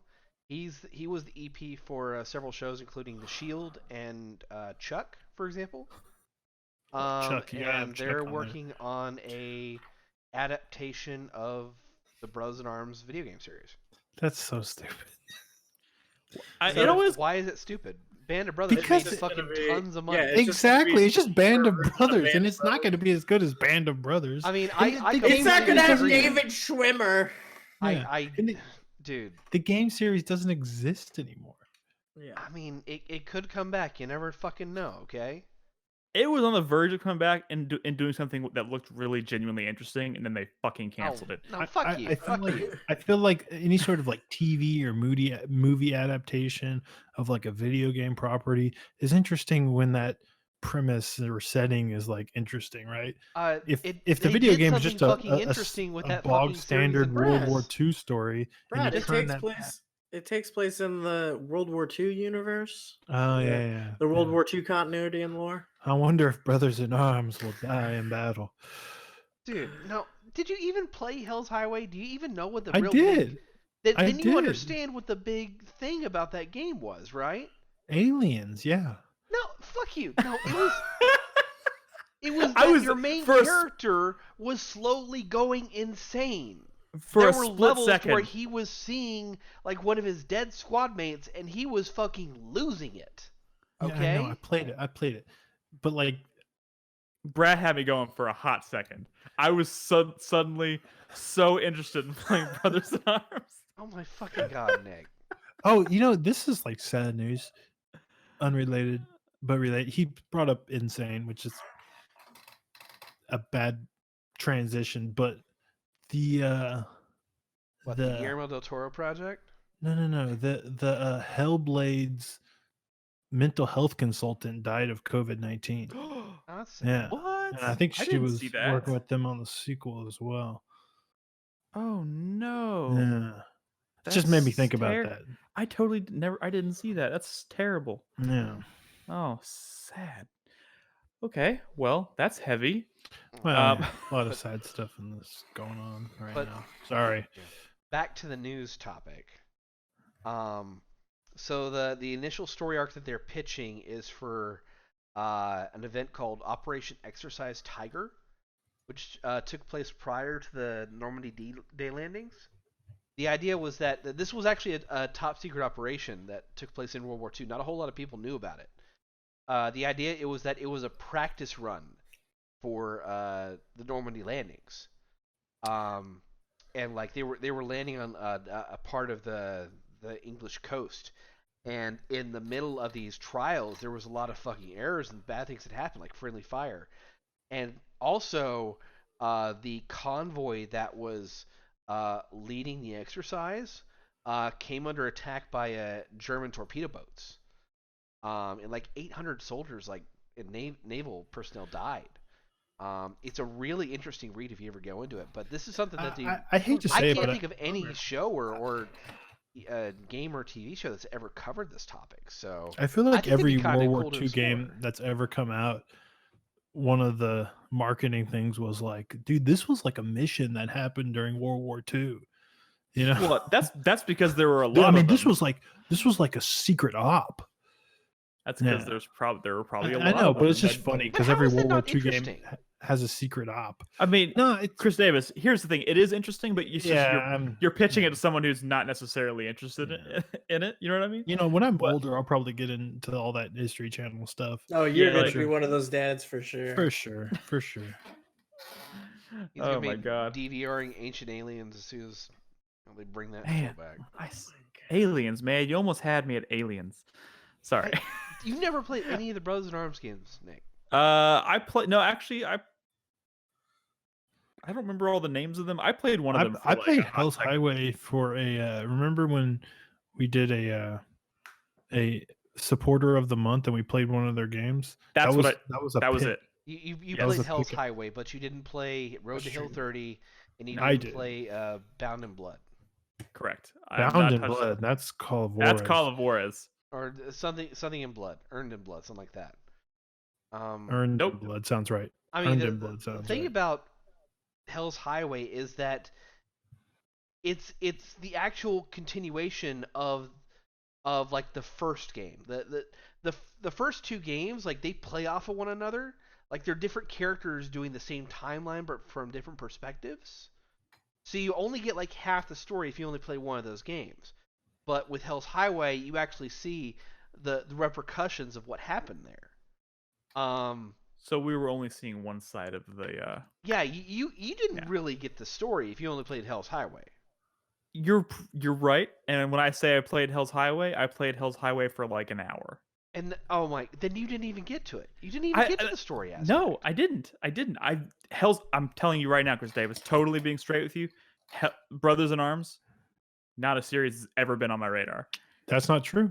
What about the Furious 4? That's the game I was talking about at the very beginning of this conversation that was announced, and I was legitimately interested in it, and then it was canceled. Remember back then when people liked Gearbox? Saw that game at E3. It was very shortly after Borderlands came out, the first one. Post Borderlands, pre Aliens, Colonial Marines. Yes, we remember. Yeah. Pre Duke. Yeah. Maybe All I know is before, this yeah, is a great series that you really should maybe. You're take a right. second look I'm at. sure it's a great series. I'm just not really into. I mean, I just don't like war games typically. I mean, Just not really, you probably not don't really remember my jam. what the gameplay, the core aspect was. I don't, but we don't have time for that. Yeah, we got to we move on. We got more news, and we've got Okay, community stuff to go through. fine. this So dude could, yeah. Dude, hey, I played a couple of those games, Chris Davis. I like them too. Thank you. don't take it personally. It's just not I really on my radar. still remember the reason I bought Road to Hill 30 was because of a Best Buy price glitch. And I saw it like on Cheap Ass Gamer, and I immediately went to Best Buy and I bought it, and it was like $20. True story. Good story, bro. Yeah. All right. True story. Talk a little bit about Assassin's Creed Valhalla, because that was officially revealed as of this morning, or I guess yesterday, and then we got the cinematic trailer this morning with gameplay coming next week. I guess Microsoft's doing a Xbox Series X gameplay reveal next week, so that should be interesting in and of itself. But yeah, we finally got the curtain pulled back on the new Assassin's Creed game. Yeah, it's the worst kept secret.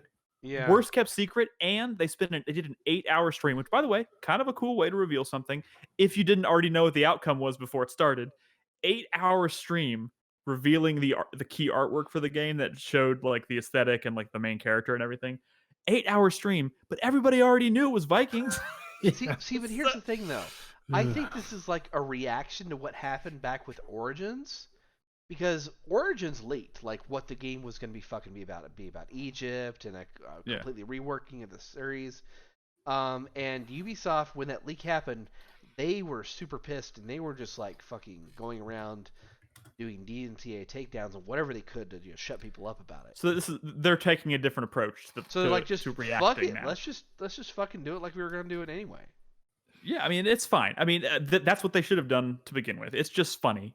Like it's just funny that the time that it leaked was the time that they had this like elaborate 8-hour art stream.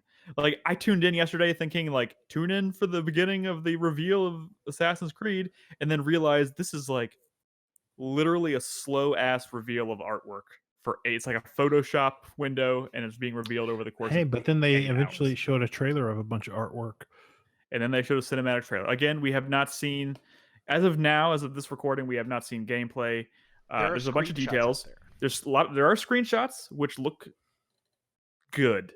And as honestly, the important thing for me that I wanted to get from this is, of course, what the feel of the world was going to be, the atmosphere of the world, and the screenshots that they've shown so far definitely illustrate that. So if you haven't seen them, check them out. They look pretty good.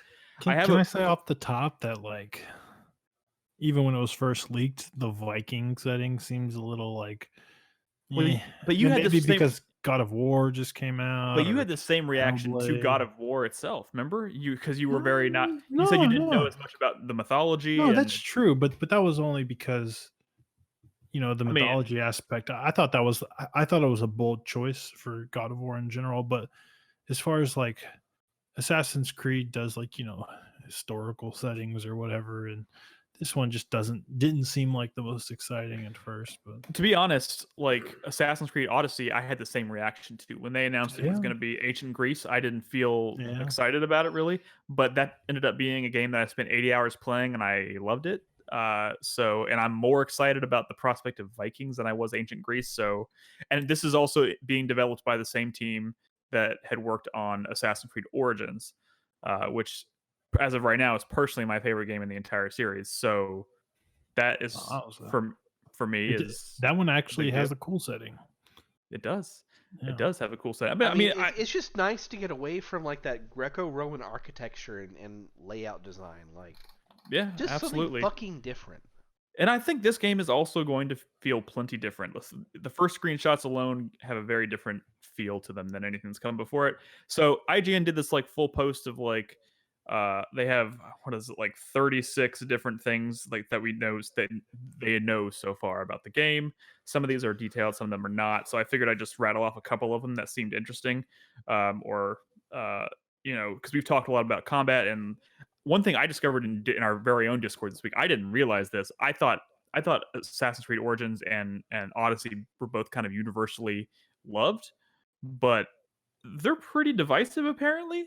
I guess some people were really into the whole turning it into kind of an RPG, and some people were really against it. Not so sure.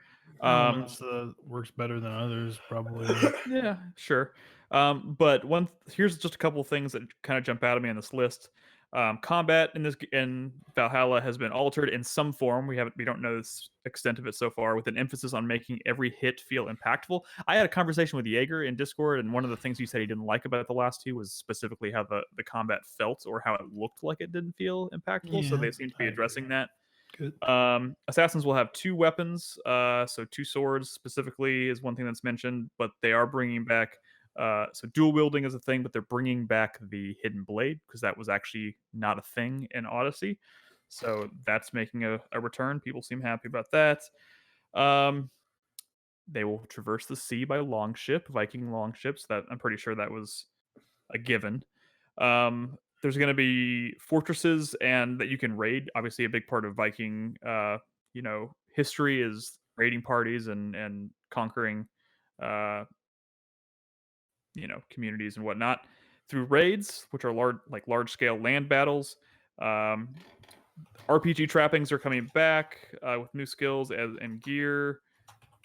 Something about rap battles. Have you seen this? Like Viking rap battles is what I heard. Rap Yes. battles? It says we'll introduce competitive sport of flighting, aka Viking rap battles. Yes. That I don't know. I don't know what that Does means that or what replace form sea that's going to shanties take. or something? Maybe that would make sense, but who knows?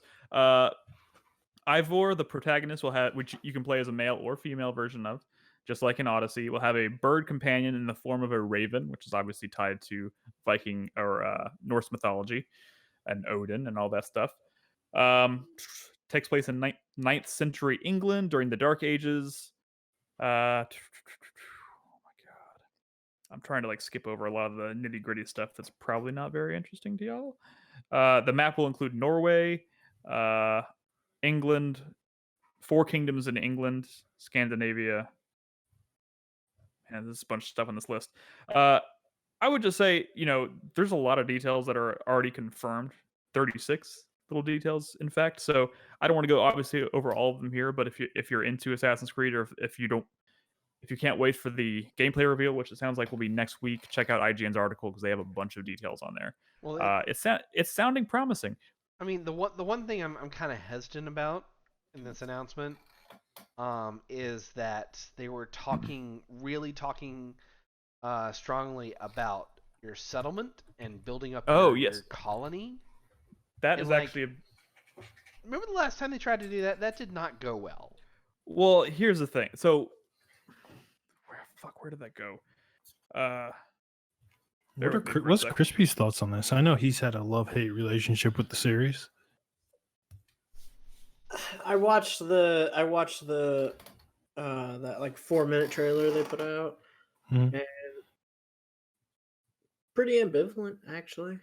I like the time period. I like that we're getting into medieval, England and stuff, but they're the bad guys. So you're right. It's kind of hard. They always do this when they release a cinematic trailer before they show you any gameplay. And I think the gameplay, and especially in a series like this, has such a long history, and I think they need to show gameplay, especially if they want. I'm most excited about this of the new era Assassin's Creed. Yeah. Since Osiris and Odyssey, Origin and Odyssey, Odyssey, yeah. Yeah, I think that style of game set with this setting and characters, I think will be most interesting to me. Yeah, but I don't burn for this series like I used to. That's fair. That's absolutely fair. To go back to Chris Davis's point, that's actually the thing that I'm perhaps most excited about. Because they go into it. Where did it go? Fuck. So it says players will also get to forge a home for themselves and either Vikings and other Vikings with a focus on building a settlement or a homestead. It will include building buildings and upgrading them, like blacksmith, barracks, tattoo parlor, etc. And you'll have to make choices throughout the campaign, including political and personal alliances, dialogue choices, and etc. And a lot of those stories, like the side stories, the interplay between other characters and stuff, a lot of those stories will begin and end kind of in your village, which to me sounds pretty exciting, especially because they talked about this specifically being their way of moving away from the traditional Assassin's Creed formula, which is trying to expand out into the world and like find all these points where they like reveal part of the map. You know what I mean? So it's more about nomadic gameplay. Yeah. Yeah, it's more about going out and bringing stuff back to your settlement, and that's where all the development happens. Which, I think they've experimented like this. Like you said, they've tried stuff like that in the past, and it hasn't worked out so great. But then again, that was like 6 games ago. And these past 2 games that they've done have been pretty damn good. Not everything they did or experimented with in those 2 games was a success, but most of them felt like an improvement over games in the previous games in the series. So I don't know. It sounds cool. I think we'll get a better idea of what that settlement stuff really means next week when they show the gameplay. So perhaps we'll revisit this next week after we've seen some of it. But in watching that cinematic trailer, there's a part towards the end where that main character, he said his name was Ivor, something like that. Ivor, yeah. He turns back and he sees like this hooded figure laying against a tree. I swear to God, I thought it was Ezio for a second. I thought it was Ezio as well. Here's the funny thing. So I actually, because my Assassin's Creed hype boner is at full mast at this point, and it's Vikings. I started watching the show Vikings today. It's been on my list for a while. Same thing fucking happens in the first episode of that show. You see that hooded figure with the raven and everything, and it's alluding to Odin. So I'm sure that's just kind of what they're doing here. But yeah, from a distance, it did look Assassin's like Creed Ezio. Is super zeitgeisty. Yes. Like, they're just gonna go for whatever is like permeating the popular culture, I feel like. And that is true. But only as long as it happens in fucking Europe, because fuck the rest of the world. Yeah, but I mean that's as much. I think that's as much a criticism of Western media in general. Like, true. But you know what? Like I said, we'll revisit it once we've seen some of the gameplay. For now, I just wanted to kind of get some of those specifics out there. I'm obviously very excited, which I might talk a little bit more about in my 4-player minute. But for now, let's move on. We got some questions to answer from our supporters on Patreon and Twitch. If y'all are ready. Ready. Prepare yourselves. We got questions incoming. Of course, guys, if you are a subscriber to us on Twitch or if you support us on Patreon at any tier, so $1 or higher, you can ask us questions every single week. And we are working through a backlog of questions, but I am skipping around a little bit, so I'll ask answer some old questions and some newer ones. Our first question is for Crispy, and it comes from Thorax. You ready, Crispy? I'm ready. He just wants to know, are there any recent updates on the lipstick car parking situation? Jesus. Well, probably not right now. Oh my God! Remind me, I may have forgotten about this. No, I never got her, but yeah, like every day I would drive to work and look for a parking spot, and I'd see that car there, and I'd be like, my parking nemesis. No, I never did anything. I did come up with a bunch of interesting little pranks, but none of them came to pass. None of them came to pass, and now that just feels like another life, you know. It was a while ago. I've decided that the best revenge is living well. That's well said. You can close the book on that chapter of your life, and you can move on. You hear that, Thorax? He's moved on. Our next question comes from Scud. He says, now that we have Bannerlord and the 8+ year meme of Bannerlord win is over, what's the next blank win project? I'd say routine, but I think we all know the truth there. When's the next 2. Final Fantasy 7? Ah, that's a good one. Final Fantasy 7 Episode 2 win. Beyond Good and Evil 2. No, that's not even a thing. Please stop. That game doesn't exist. No, it probably exists. It's probably more application than game, but fan game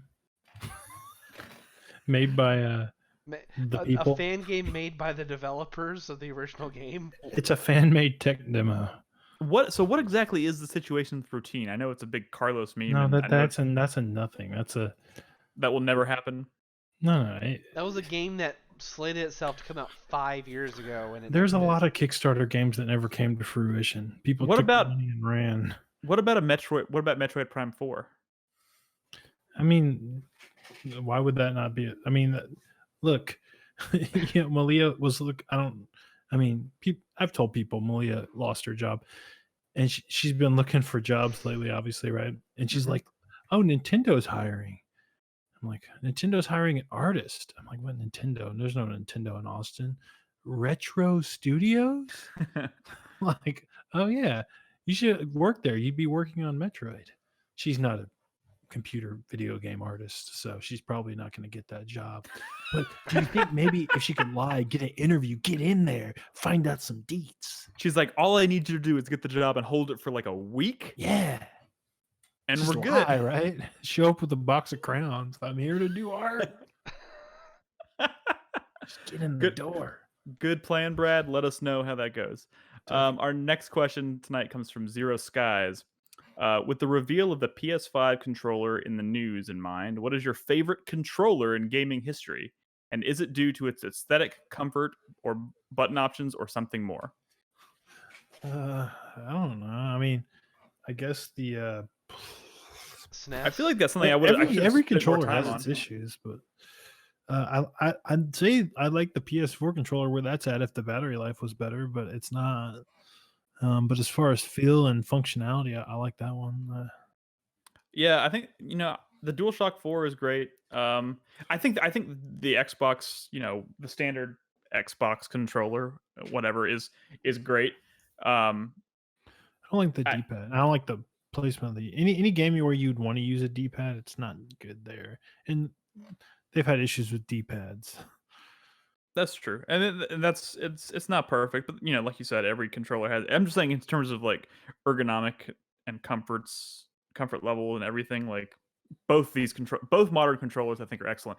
If you go back a little bit beyond outside of this generation of controllers, I'd honestly probably say I always go back to the Wavebird on the GameCube. I thought was a great controller. No rumble though. No rumble. It wasn't perfect. Yeah, but remember we had this conversation like 5 years ago. And y'all thought I was fucking insane, where I just don't give a shit about Rumble. Okay. I think I don't remember the conversation, but that sounds like something I would have. Yes, you did. I you were very fought you on that. Y'all were all very violently opposed to that take. What about Rumble and VR? Rumble and VR definitely more important because you need that feedback. It's always important. I mean, to be honest, my opinion on it has probably changed a little bit since then. It was a different time when I said that. I think Rumble has gotten so good now, and it's become so much more tied to the experience for me personally that like it makes a lot more sense to me now. Back when I first made those comments, like I just don't think it was good enough to even to matter one way or the other. It was all I was indifferent to it. But hey, the Wavebird was excellent. You'll see this. Hori made a Super Nintendo style controller for the GameCube. Mm-hmm. That's perfect for the Game Boy Advance Game Boy player. Yeah, that snaps into the bottom, so you can play all your game Castlevania, Aria of Sorrow, Advance Wars, if you will, with a good D-pad. GameCube controllers so overrated. People love that fucking thing, and they're absolutely out of their fucking minds. But do you think I'm out of my mind for liking the Wavebird? No. I mean, the GameCube controller in general is kind of stupid, but it's the Wavebird was the first mass 1,000 times better than the N64 controller. Wireless first party controller, I guess. I think we can all agree that the Dreamcast controller kind of sucked.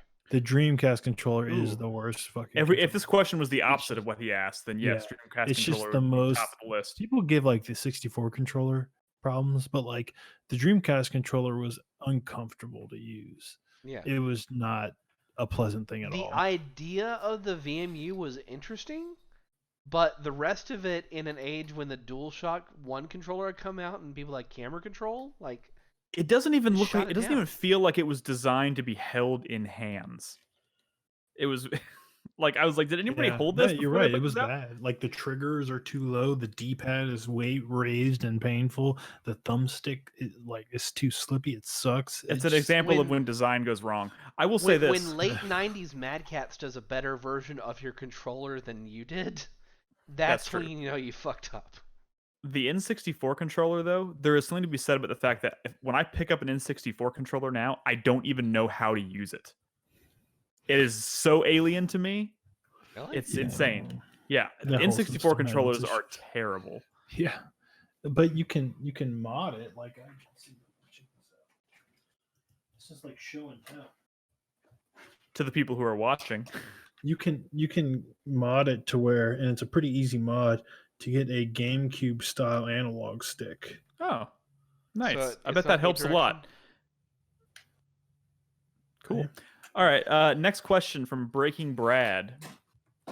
The year is okay. It's one of the hypothetical. The year is 2031.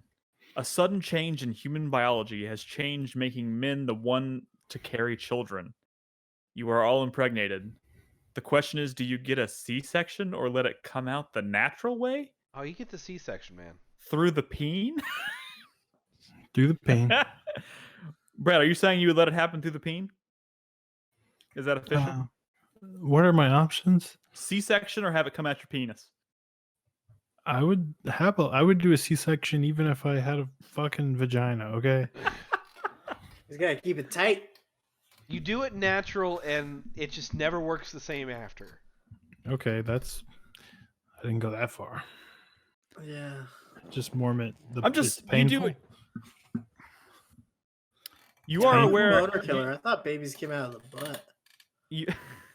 You are aware of what exactly is involved in a C-section. I mean, not that I'm saying that really changes my answer in any significant way. Am I aware? Yeah, I'm assuming you are. Yeah. Yeah. Henry was a C-section baby. Okay. So the C-section itself is not painful. Correct. You're right. You know what? Epidural. You're right. Epidural is the answer. Do you know? First, okay. What? Nope. There's no way. There's no way. It'd be the problem. The part of the C-section is the few weeks afterwards. It'd be like when a snake eats like a crocodile or something. Even longer. You know what I'm talking about? You know, like when a snake eats like a really large animal. You know, like a big snake, like an anaconda or something. Eats like an animal that's far too reverse. Yes, but in reverse. And you know that they stumble across this snake in the wild, and it has this like gargantuan bulge in the middle of it. What the fuck are we talking about? Well, we're talking about once you stretch that thing that much, like it's not going to work the same. That snake will never be the same. That's Hey, we told you. Let's people. Move on. If you support us on Patreon, you can ask us anything, and we will give you. You don't have to like our answers, but you can ask us the question. That's true. It's very important distinction to make. Don Dolan has our next question. What's y'all's opinion on Funko Pops? Are there any other collectibles y'all are currently collecting? Funko Pops are pieces of shit that just throw them away. They're not worth your time. They are the babies of the 21st century. Chris Davis has very strong opinions about Funko Pops. He's right. You're not wrong. I mean, it's very much a starter collectible, you know. I've been collecting a lot of Gunpla lately, so that's been my collection. And that's like those are specifically like the kind of Gundam models. Yeah, for sure. See? I have a couple of Funkos that were both gifts. I have a Sweet Tooth, and I have a Wreck-It Ralph. Wreck-It Ralph. Yeah. Brad, you have figures that you collect, right? Is there? I mean, are those any particular like brand, or are you just kind of just whatever looks good to you? Well, you know, I like my Figmas, I guess. Figmas, that's the word I was trying to think of. This is a lot of good show and tell questions on this episode. A lot of people are benefiting if they're watching us live. This is my fave. is a Link to the Past style. It's actually Link Between Worlds, but I love they use that art style that from the original Link to the Past like book artwork. Yeah. Which I guess they used in the game too. Look at the tornado rod or whatever, the one that lets you. That's pretty cool. That rod looks fairly fragile. Be careful. Oh, he's on like a stand. Nice. That's pretty dope. Figmas, yeah, that's the word I was. Figmas. There's like I was like this close. Brad kept linking all these Final Fantasy IX Figmas, and I was like, those aren't Figmas, but yeah, they're equally. Look, there's high quality Japanese made figures, and then there's Funko Pops. Okay, don't get those. You know, if you want some low cost but quality, you know, figurines, get amiibos, man. Those sure they don't have one for every stupid fucking pop culture thing ever made, but you know they do have some cool ones. If only they had an Advance Wars character or two. It's kind of crazy. Like when you go into a store that's full of Funko Pops, like it's kind of bizarre just how many deep cuts there are in like pop culture. I guess. You know, my favorite part is going into a half price books and in the case with like rare books or like rare expensive Funko Pops. Like this one's so rare, it's $80. Wow. I mean, getting them for free is bad enough, but imagine spending $80 on a Funko Pop. Good point. All right, Ash has our next question, and it's a pretty basic one. What's y'all's biggest vice? Oh dear. Vice. Horizons Dawn. What's the game called? Horizons Gate? Horizons Gate. What? You're the one who played it for 25 hours, and you're asking me. It's a bad name. If the developer's watching, it's a bad I think he's specifically asking like non-video game related, like literal vices, like like alcohol, cocaine. But I feel like maybe we should plead the fifth on this one. Biggest vice? Yeah.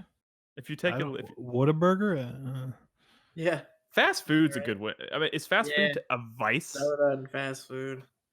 I don't really drink anymore. I don't smoke cigarettes. Yeah. There was a time in my life where I smoked cigarettes and gave that up, thankfully. I'm lazy and I like shitty food. I think those are my biggest vices.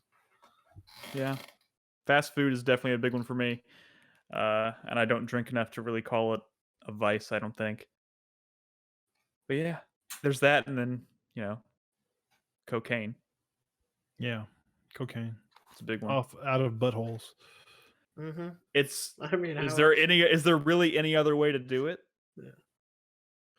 I mean, no. I would hope. Let me stop you there. We'll move on to I'm just saying, I don't want to get a big old whiff of that ass. I'm just not that. I'm not that kind of guy. Somebody soundboard that. Somebody. Big old whiff of that ass. All right. Our last question tonight comes from Fuzzy Turd. Find yourself an ass you do want to get a whiff of. That's yeah, true. That's the goal in life. Fuzzy Turd says, so I was going through y'all's old shows from like 2009 and stuff, and Brad was talking about going back to Mass Effect because he was really looking forward to Mass Effect 2. That tells you how far back he went. He hit the nail on the head with his predictions that BioWare would blow the first game out of the water despite its history with sequels. Anyway, my question is, what are some games that you championed as the underdog that turned out to be big successes, not necessarily financial? Was there really expectation for Mass Effect 2 to do poorly prior to its release? Is that what he's saying? I mean, he's saying that you were predicting it would do well despite BioWare's history of failures with sequels. That doesn't sound like something I say because of Baldur's Gate 2, but I don't know. So we're talking about games you championed that. What is a game that you championed as the underdog that turned out to be a big? Here's the thing. I always feel like saying that championing like an underdog is something that happens after it's released. You play it, it didn't get a lot of attention, and then you like. I would call Days Gone to me is like an underdog, but like it's not the same thing as like expecting Mass Effect 2 to do poorly. and then seeing it do well. That's like I'm gonna say I'm gonna say No Man's Sky because that game did poorly, was discounted, and then it came back in a big way. You stuck with it. It's got an active player base. They're doing regular, massive updates that have greatly improved the game and added to it. I think you could call 2019, 2020 No Man's Sky a success. I think you're right. I think you're absolutely right.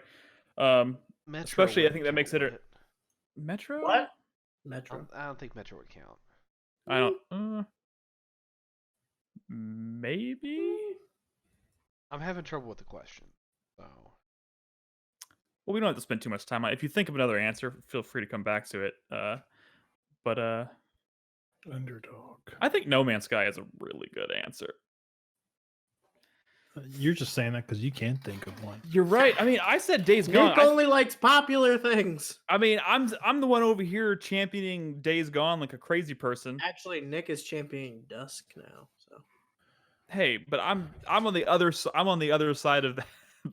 I'm the one who said Dusk was not good at first. Something like Outer Wilds, had enough I don't understand the question. Never mind. I mean, I feel like if you look at, especially if you go look at all of our top 10 lists, especially a really easy way to look at, I think what appealed to us as a site, if you go to the years in review page on the website, because we have those aggregate lists. Ooh, Hollow Knight. You can see games on those lists that were elevated because all of us here liked them, and you can tell, and you can see, like, I think Astrobot is an underdog too, like that we as a group latched onto and loved. Gave it a lot of attention when most other places were, passing it over. Every year, Hollow Knight's a good example because that one did not achieve mainstream success until it came out very early in the year. There wasn't even buzz until like towards the end of the year when people started talking around Game of the Year time, and then when it came out on the Switch, that's when it achieved a lot more success. Initially, no one was talking about that game.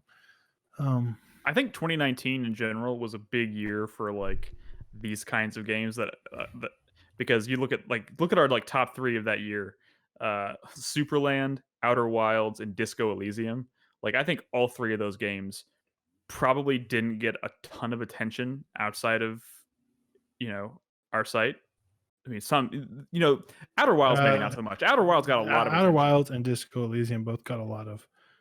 Game Superland, I didn't really hear anybody else talking about. No. So Superland's a big one. Hollow Knight from the year before. Astrobot, I think, is another good example. But if you go back all the way to because those lists for the year in review go all the way back to 2013. Every single one of those lists have games on them that I don't feel like I saw or heard many people talking about at all. So I'll just point you in that direction. Anyways, that's going to do it for questions tonight, guys. Thank you very much. Again, we are working through a backlog of questions, so I still got quite a few questions here from weeks past. We'll eventually get to your question. If you haven't heard it yet, we're getting to it. If you're a supporter on Patreon at the $1 tier or higher, you can ask us anything you want every single week. We will eventually read and answer your questions for sure. And we will eventually catch up. I'm thinking about maybe just skipping a week where we post a new thread, so we can play catch up and get to that point. But yeah, thank you very much for that. And of course, before we wrap up the show with the 4-player minute, I do want to do the supporter spotlight. If you're a supporter on Patreon at the $3 tier or higher, or a Twitch subscriber, we invite you to fill out a short survey where you answer questions about yourself and your taste in games and whatnot, and we read some of your answers randomly every single week. So our supporter spotlight this week is Jason, also known as Live at the Milky Way from Columbus, Ohio. So we do ask, what is one interesting thing about yourself that you would like the community to know? And he says, I've been working hard to prepare myself for a career switch to costume design in the entertainment industry. Sounds fun. He doesn't go into any more additional detail. I'm wondering if he means like costume design in movies or like Broadway or that. He said entertainment industry which can be anything. True. Right? Yeah, I mean, if you're saying costume design, that kind of narrows it. Adult films have costume design. It's true. All right. So, what are your top 5 games of all time? His number 5 is Silent Hill. 2. 2, of course, Yep. 2. 2. Yeah, it is It's definitely only 2. 2. It's only 2. He says this game is a true original and forever changed the way I looked at horror. I could say the same thing about Akira Yamaoka's music. Both true. That game is a game changer, and the music is still incredible. I listen to that soundtrack on the daily. Number 4, I like this one. Like this guy, Alien Isolation. I adore the narrative flow and pacing of this game. It might be the most exciting and compelling single-player experience I've ever had. The environment, sound, lighting, gameplay are all extremely well designed. I couldn't agree with you more. I know a lot of people seem to think that game probably was a little bit long in the tooth. I think that's mostly a testament to that game just being utterly terrifying. Like that game is that game makes me afraid to move, and it's a game where you have to do a lot of movement. So the fact that they're able to instill that kind of fear, but also that much excitement to want to like move forward and see how it goes, because I do agree the narrative flow in that game and the pacing is excellent when you actually allow yourself to move forward in that game. But you will spend a lot of time hiding in lockers and under tables and all that stuff. His number 3 is Metal Gear Solid. 3. You got 3. 1. 1. 1. Crispy got it. It's 3. Too bad Nolan wasn't here. He would have. That's a good one. I think this is hands down the best of the series narratively. The gameplay, systems, and set pieces are enjoyable enough to support many playthroughs. Plus, it's just a delightfully odd experience to try and unpack. That's true. That game does so much different. Like that game that's one of the few games in the series. I mean, if you take the technical aspects out of it, if you couldn't tell the difference just by looking at them like side by side from a technical standpoint, that game looks like the most different. Like everything in that game is just so dramatically different in terms of its, its setting, its characters, like the boss fights. That game is wild, and I fucking love it. That's a game I really want to replay because I think that's also the one in the series I've replayed the least. His number 2 is Mass Effect. 2. 2. What do you think, Chris 1. Davis? It's 1. Okay. He says, for me, this is the closest game that is the right one. This is the closest a game has come to capturing the potential of the science fiction genre. I love the plot about the ancient machine race and the way the mystery unravels. I've played the main story through 6 times, and I'll do it again in the future. Yeah, I've only played that first Mass Effect once, I think, and I feel like that's probably a travesty because I've played Mass Effect 2 at least twice, and I love Mass Effect 2, but everybody seems to talk about Mass Effect 1 like it's. I feel like history. Look, 1's the better game.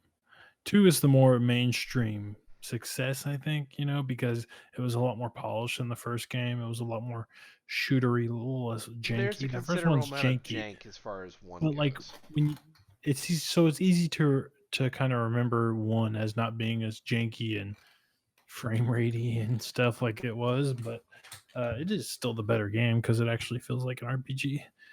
But Yeah, there's some Install some pretty Mako lackluster mods. things about Mass Effect 1. I just thought I remember like Mass Effect 1 being Still maybe had the best grenades. Maybe not controversial, but like people talked about it being short and like they're all kind of short. The side characters are not very good or likable. What the fuck? I mean, okay, sorry, not all of them. Not all of them. What are you talking about? I'm talking mostly about Ashley and what's his name? Yeah, but those are like the one nobody remembers. Those are the unimportant characters. What about Rex and Garrus and Liara and Tali? What are you talking about? Yeah. All the good ones come from that game except Morden. Maybe Next right. question. Or next. What's his number 1? Number 1. The Witness. This is what video games are all about for me. That's why I recently decided this is my favorite game of all time. I can't emphasize enough the sense of discovery in this game. It is simply unmatched. Not only is this my idea of the perfect puzzle game, it's my idea of the perfect game. Those are high. That's a high praise for. First of all, that was our game of the year for that year. That game is incredible, and I've never seen a game with such an obtuse, or so many rules and so many mechanics and concepts that you have to grasp that are communicated in such a natural way, because holy shit, that game never pops up. There's never a pop-up that tells you how to do something. Everything you learn in that game is something you do by just kind of like picking it up naturally by examining the world around you. Did y'all actually beat that game? Yeah, I did. You did? Yeah. Okay. I think most of us did. Of course. Why? I remember Nolan really struggling for a while. I'm not certain if he beat it. I think he Nolan? did. I mean, pretty sure there's he some did. really fucking obtuse puzzles later on in the game. There are. I think most of us struggled at We some all point in struggle. that game. That's It's the fun intense. of the game. All right, we're gonna lead into the 4-player minute by reading his 4-player minute. His hype, and again, this was submitted back a while ago, like in mid 2019. So, his hype will be The Last of Us 2 until it comes out. So, this this was back in June of last year. So we're still waiting, but it's coming. It's coming very soon. So you won't have to wait too much longer. His sweat, it's for Portal 2 puzzle designer. This is my guilty pleasure. I absolutely love creating puzzle chambers. Although Steam is so bloated with user creations that I know mine will never gain any traction, and it will ultimately be lost to the abyss of wasted time. I didn't even know Portal 2 had a puzzle designer. Mm-hmm. I mean, then again, I've never played Portal on Steam, Yeah, so that's probably why. Content update that came out like a year and a half, 2 years later. Okay. Yeah, and it was very simplistic design that allowed you to create your own test chambers and distribute them on the internet. Sounds cool. He says, my thank you goes to you us for reading his answers. You're very welcome. And his, in parentheses, lighthearted, fuck you, goes to Crispy for saying that thing about softening toothbrushes by rinsing it before and after putting toothpaste on. What? Because I do that too. Because now it enters my mind every time I have a toothbrush in my hand. What? You gotta soften the bristles. Take care of your teeth, goddammit. Wait, I don't remember that. So water, toothpaste, more water. Is that not what everybody does? That's what I do. I think that's what normal people do. Should do. Okay, well, there we go. We've cleared it up. That's what everybody some people should do. use no water. That's not real. Yeah, I think it's a real thing. They just work up a bunch of spit in their mouth or something. Mm-hmm. Yeah. He also says the Poseidon's kiss conversation enters my mind a lot, but but I have no ill feelings towards that one. Poseidon's kiss. That's a good one. I do think about that one a lot too. It's pretty good. Anyways, thank you, Live with the Milky Way, for submitting your answers. We really appreciate it. Again, if you are a supporter on Patreon or Twitch and you'd like to answer these questions yourself, just go to Discord at discord.gg/4player. There is a supporter spotlight channel with a pinned message that has the link to the form. Just click on that, submit it, and we'll read your questions on your answers on a future show. Now it is time to wrap up the show, as we always do, with the 4-player minute. Brad, are you ready to start? Yeah, quickly, because I gotta roll. Go. 4 sweats for me, because I feel like it's appropriate for the times, but they're still video game related. My first one is for how much Horizon's Gate I'm playing. I'm playing too much of it. I'm thinking about it way too much. I'm ignoring other games. Games that I was enjoying and playing a lot of, which leads me to my second sweat, which is I have not played Final Fantasy VII Remake in about a week and a half. And the pool, I'm going to come back to it, obviously. I own it. I care about Final Fantasy VII. I stopped at a bad time, I think. And but like I said, I'm distracted. Same not feeling the pull. Not feeling the pull. Or the pull is stronger elsewhere. My third sweat is for Sakura Wars, which is coming from Gamefly. And if I have it, I'll stream it tomorrow during my my Friday night stream.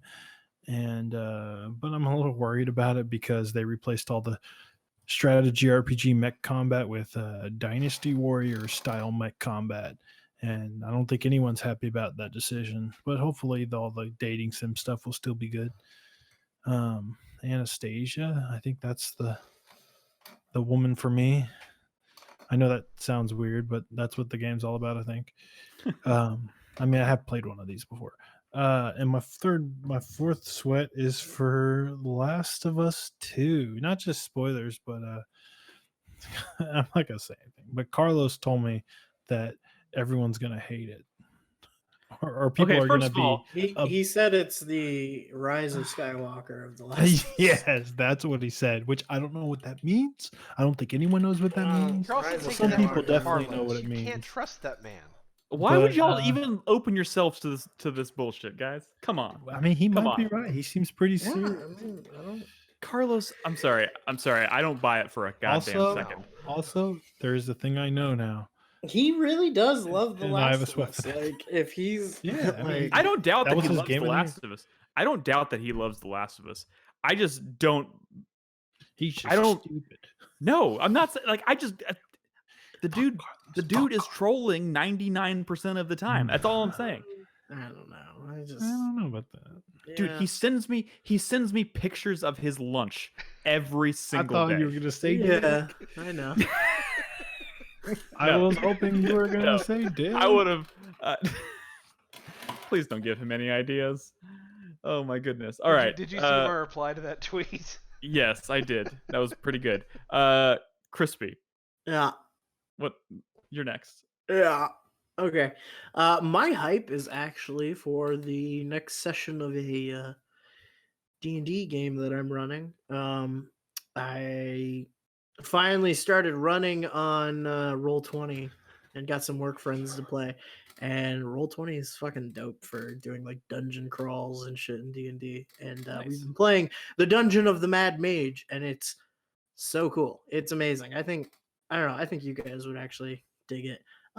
We should try that now that since we're quarantined and whatnot and doing a stream. Well, the cool thing about it on Roll20 is like you've got they've got like dynamic lighting and stuff options. So like you can do a dungeon crawl where you guys are like actually moving your I don't like doing dungeons at a table is like a real pain in the ass, and I always hate.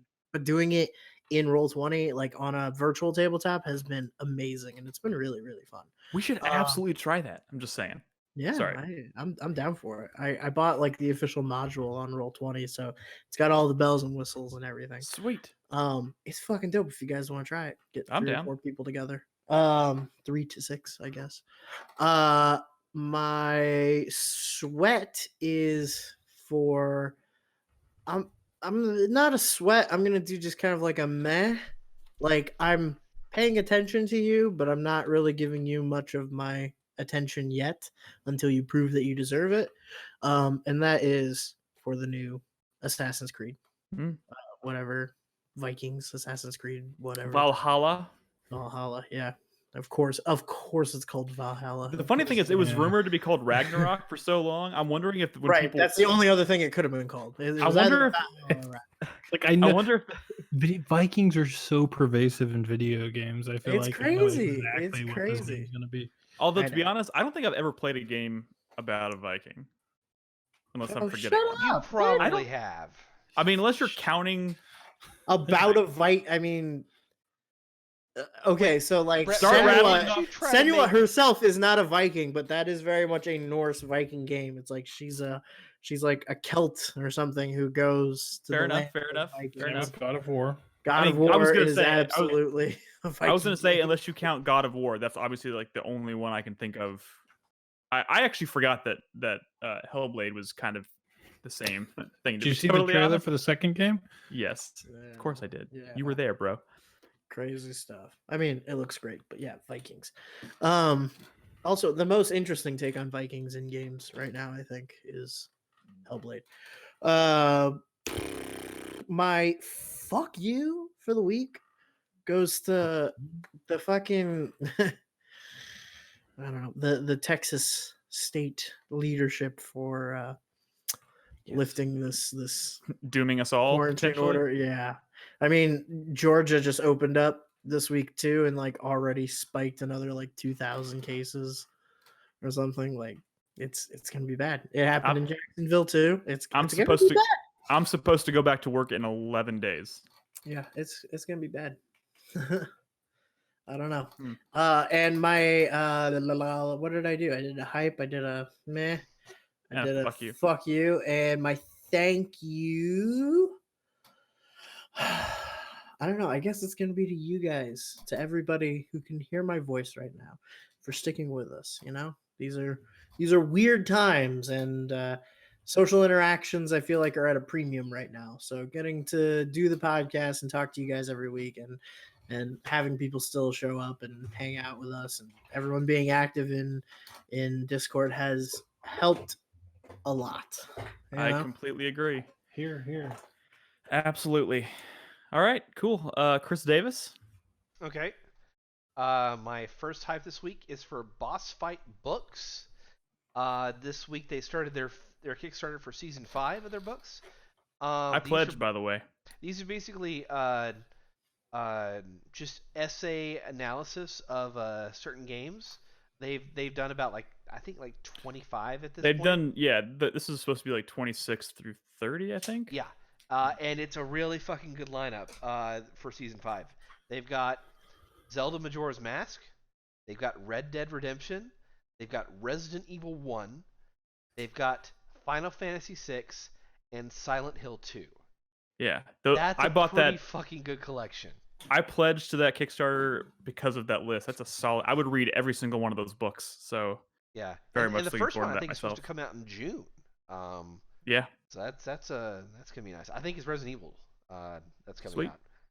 out. My second hype this week is for Maneater. That's the shark PG. that I saw somebody write Shark RPG. Oh, bye, Brad. Oh, No, he's coming back. Somebody wrote the words Shark RPG in like an article on like IGN or something, and I was like, that is a missed opportunity. You failed. You've lost me. I'm not reading this article. Yeah, Tripwire has been consistently marketing it as a Shark PG. Yeah. So, yeah, they put out a new trailer, like Developer Diary today. That game looks like so much fun. Oh man, it does look like fun. Just and the character customization you can do, and it's coming out in June, the right? Sound effect of eating people in that game, it's so perfect. It's fucked up, Chris Davis. Level of crunch and like that like bloody, gutty, like kind of Doom-esque kind of thing going on. It's so funny. It's so good. It's visceral. Yeah, comes out May 22nd, I think. I'll probably play it. What is he talking about? I wasn't here. Maneater, the Shark PG. Okay. Yeah. Next question. Yeah. Okay.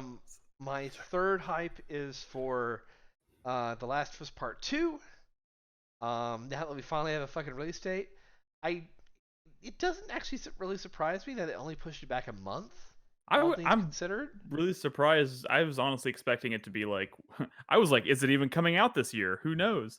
But like, it ended up being only a month. So no, it felt more realistic, to be a month or something like that because of just the nature of when that announcement came and just how long the game has been in development. Like it was technically supposed to come out in November last year. So yeah, a delay that short wasn't that bad. But from that, my sweat arrives, and that's for Desperados 3, because The Last of Us Part 2 comes out June 19th, and Desperados 3 your sweat should be for Last of Us June 16th. Oh, you mean the success of it? You're the only one who's gonna get it, but yeah, that's the problem. I'm gonna be the only one that fucking gets it, and like, hey, I'm considering so sad. it. I think it looks good. I think it looks good. Oh man, I think there's a good chance several of us here will be talking about that game when it comes out. Yeah. One of you need to actually play through Shadow Tactics. I've been wanting to, for sure. It is absolutely worth it, man. Who has the time? You do. You do. I don't. You're playing. Just pause Horizon's Gate for a little bit. He almost said Horizon Zero Dawn. If I'm playing a game for a large amounts of time in a very short time span, then it's an unhealthy. Like, look, I've been work from home. Look, I've been making bad choices. Is all I'm saying. It doesn't mean I have a lot of time. Oh, that's good. Anyways, all right, I got to bounce. I got to work early in the morning. I'm gonna let y'all finish up. Y'all have a good night. All right, thanks, Brad. See you later. All right. Is that going to fuck up our stream? No, I just My fixed it. 4-player minute starts now. My hype is for Assassin's Creed DLC. I have a lot of it. So specifically, I didn't play any of the Assassin's Creed Odyssey DLC or Assassin's Creed Syndicate, which has some pretty cool stuff in it, including Jack the Ripper DLC, which has some investigation stuff going on in it, which seems pretty cool. But that leads me to my thank you. I have 2 thank yous. My first thank you goes to Mr. Green Toast, because we were talking about the DLC in Discord today, and he was so nice. He gifted me PSN credit, so I could get that DLC for Assassin's Creed Syndicate. It's very nice of him. So I might even stream that. So and I'm looking forward to talking about that with people in Discord. So I have 4 DLCs to go through between Syndicate and Odyssey, and I'm looking forward to playing pretty much all of them, especially now that I'm getting excited for Valhalla. My second thank you this week goes to everyone who tuned in for my stream on Saturday. As my Days Gone stream for Days Gone week, I streamed for from basically noon until about 11 o'clock on Saturday. And I was doing challenges and story mode stuff, and I had a pretty consistent base of people in there the entire time. It was great fun. And also gave up 3 copies of the game. So I want to congratulate our winners for that, which were Zlade, Chun, and I Am Sinner. So those 3 people, I've already shipped the games out. I hope they enjoy them. And again, big thanks to everyone who tuned in for that stream. And my sweat goes to next gen console availability at launch. There'd already talk about potential shortages because of production and distribution limitations right now during this pandemic.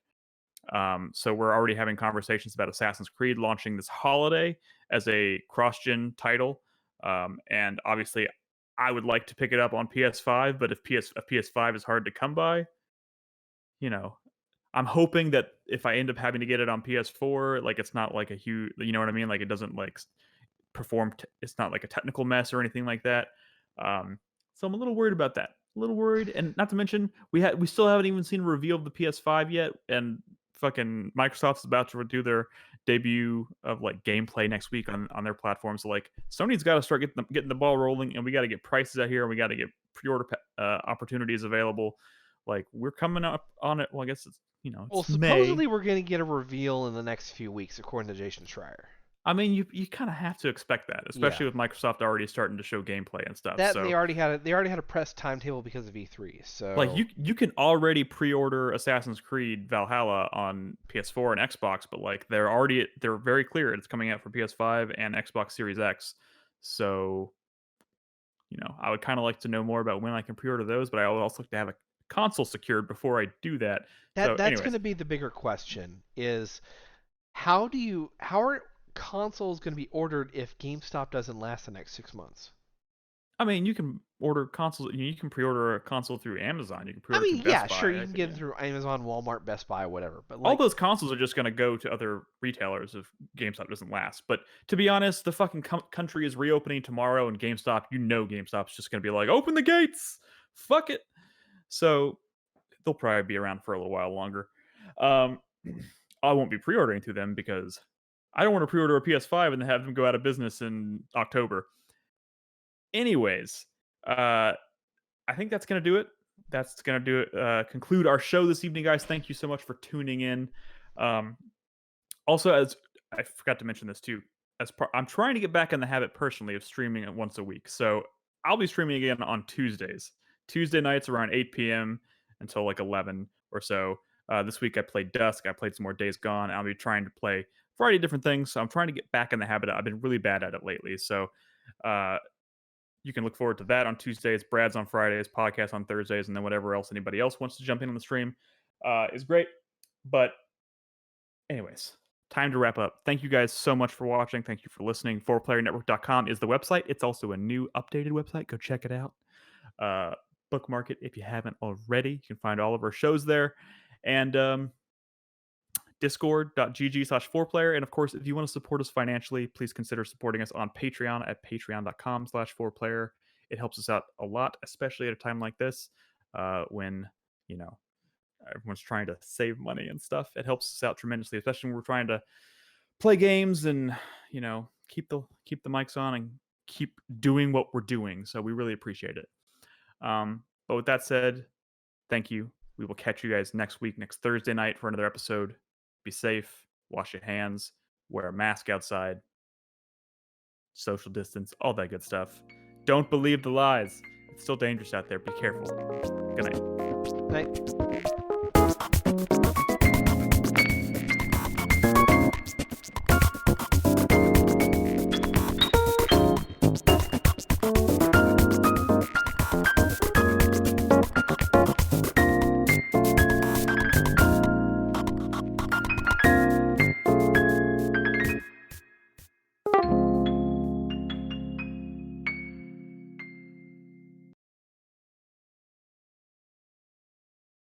I did say rub it, cock it, and length and rod on this show.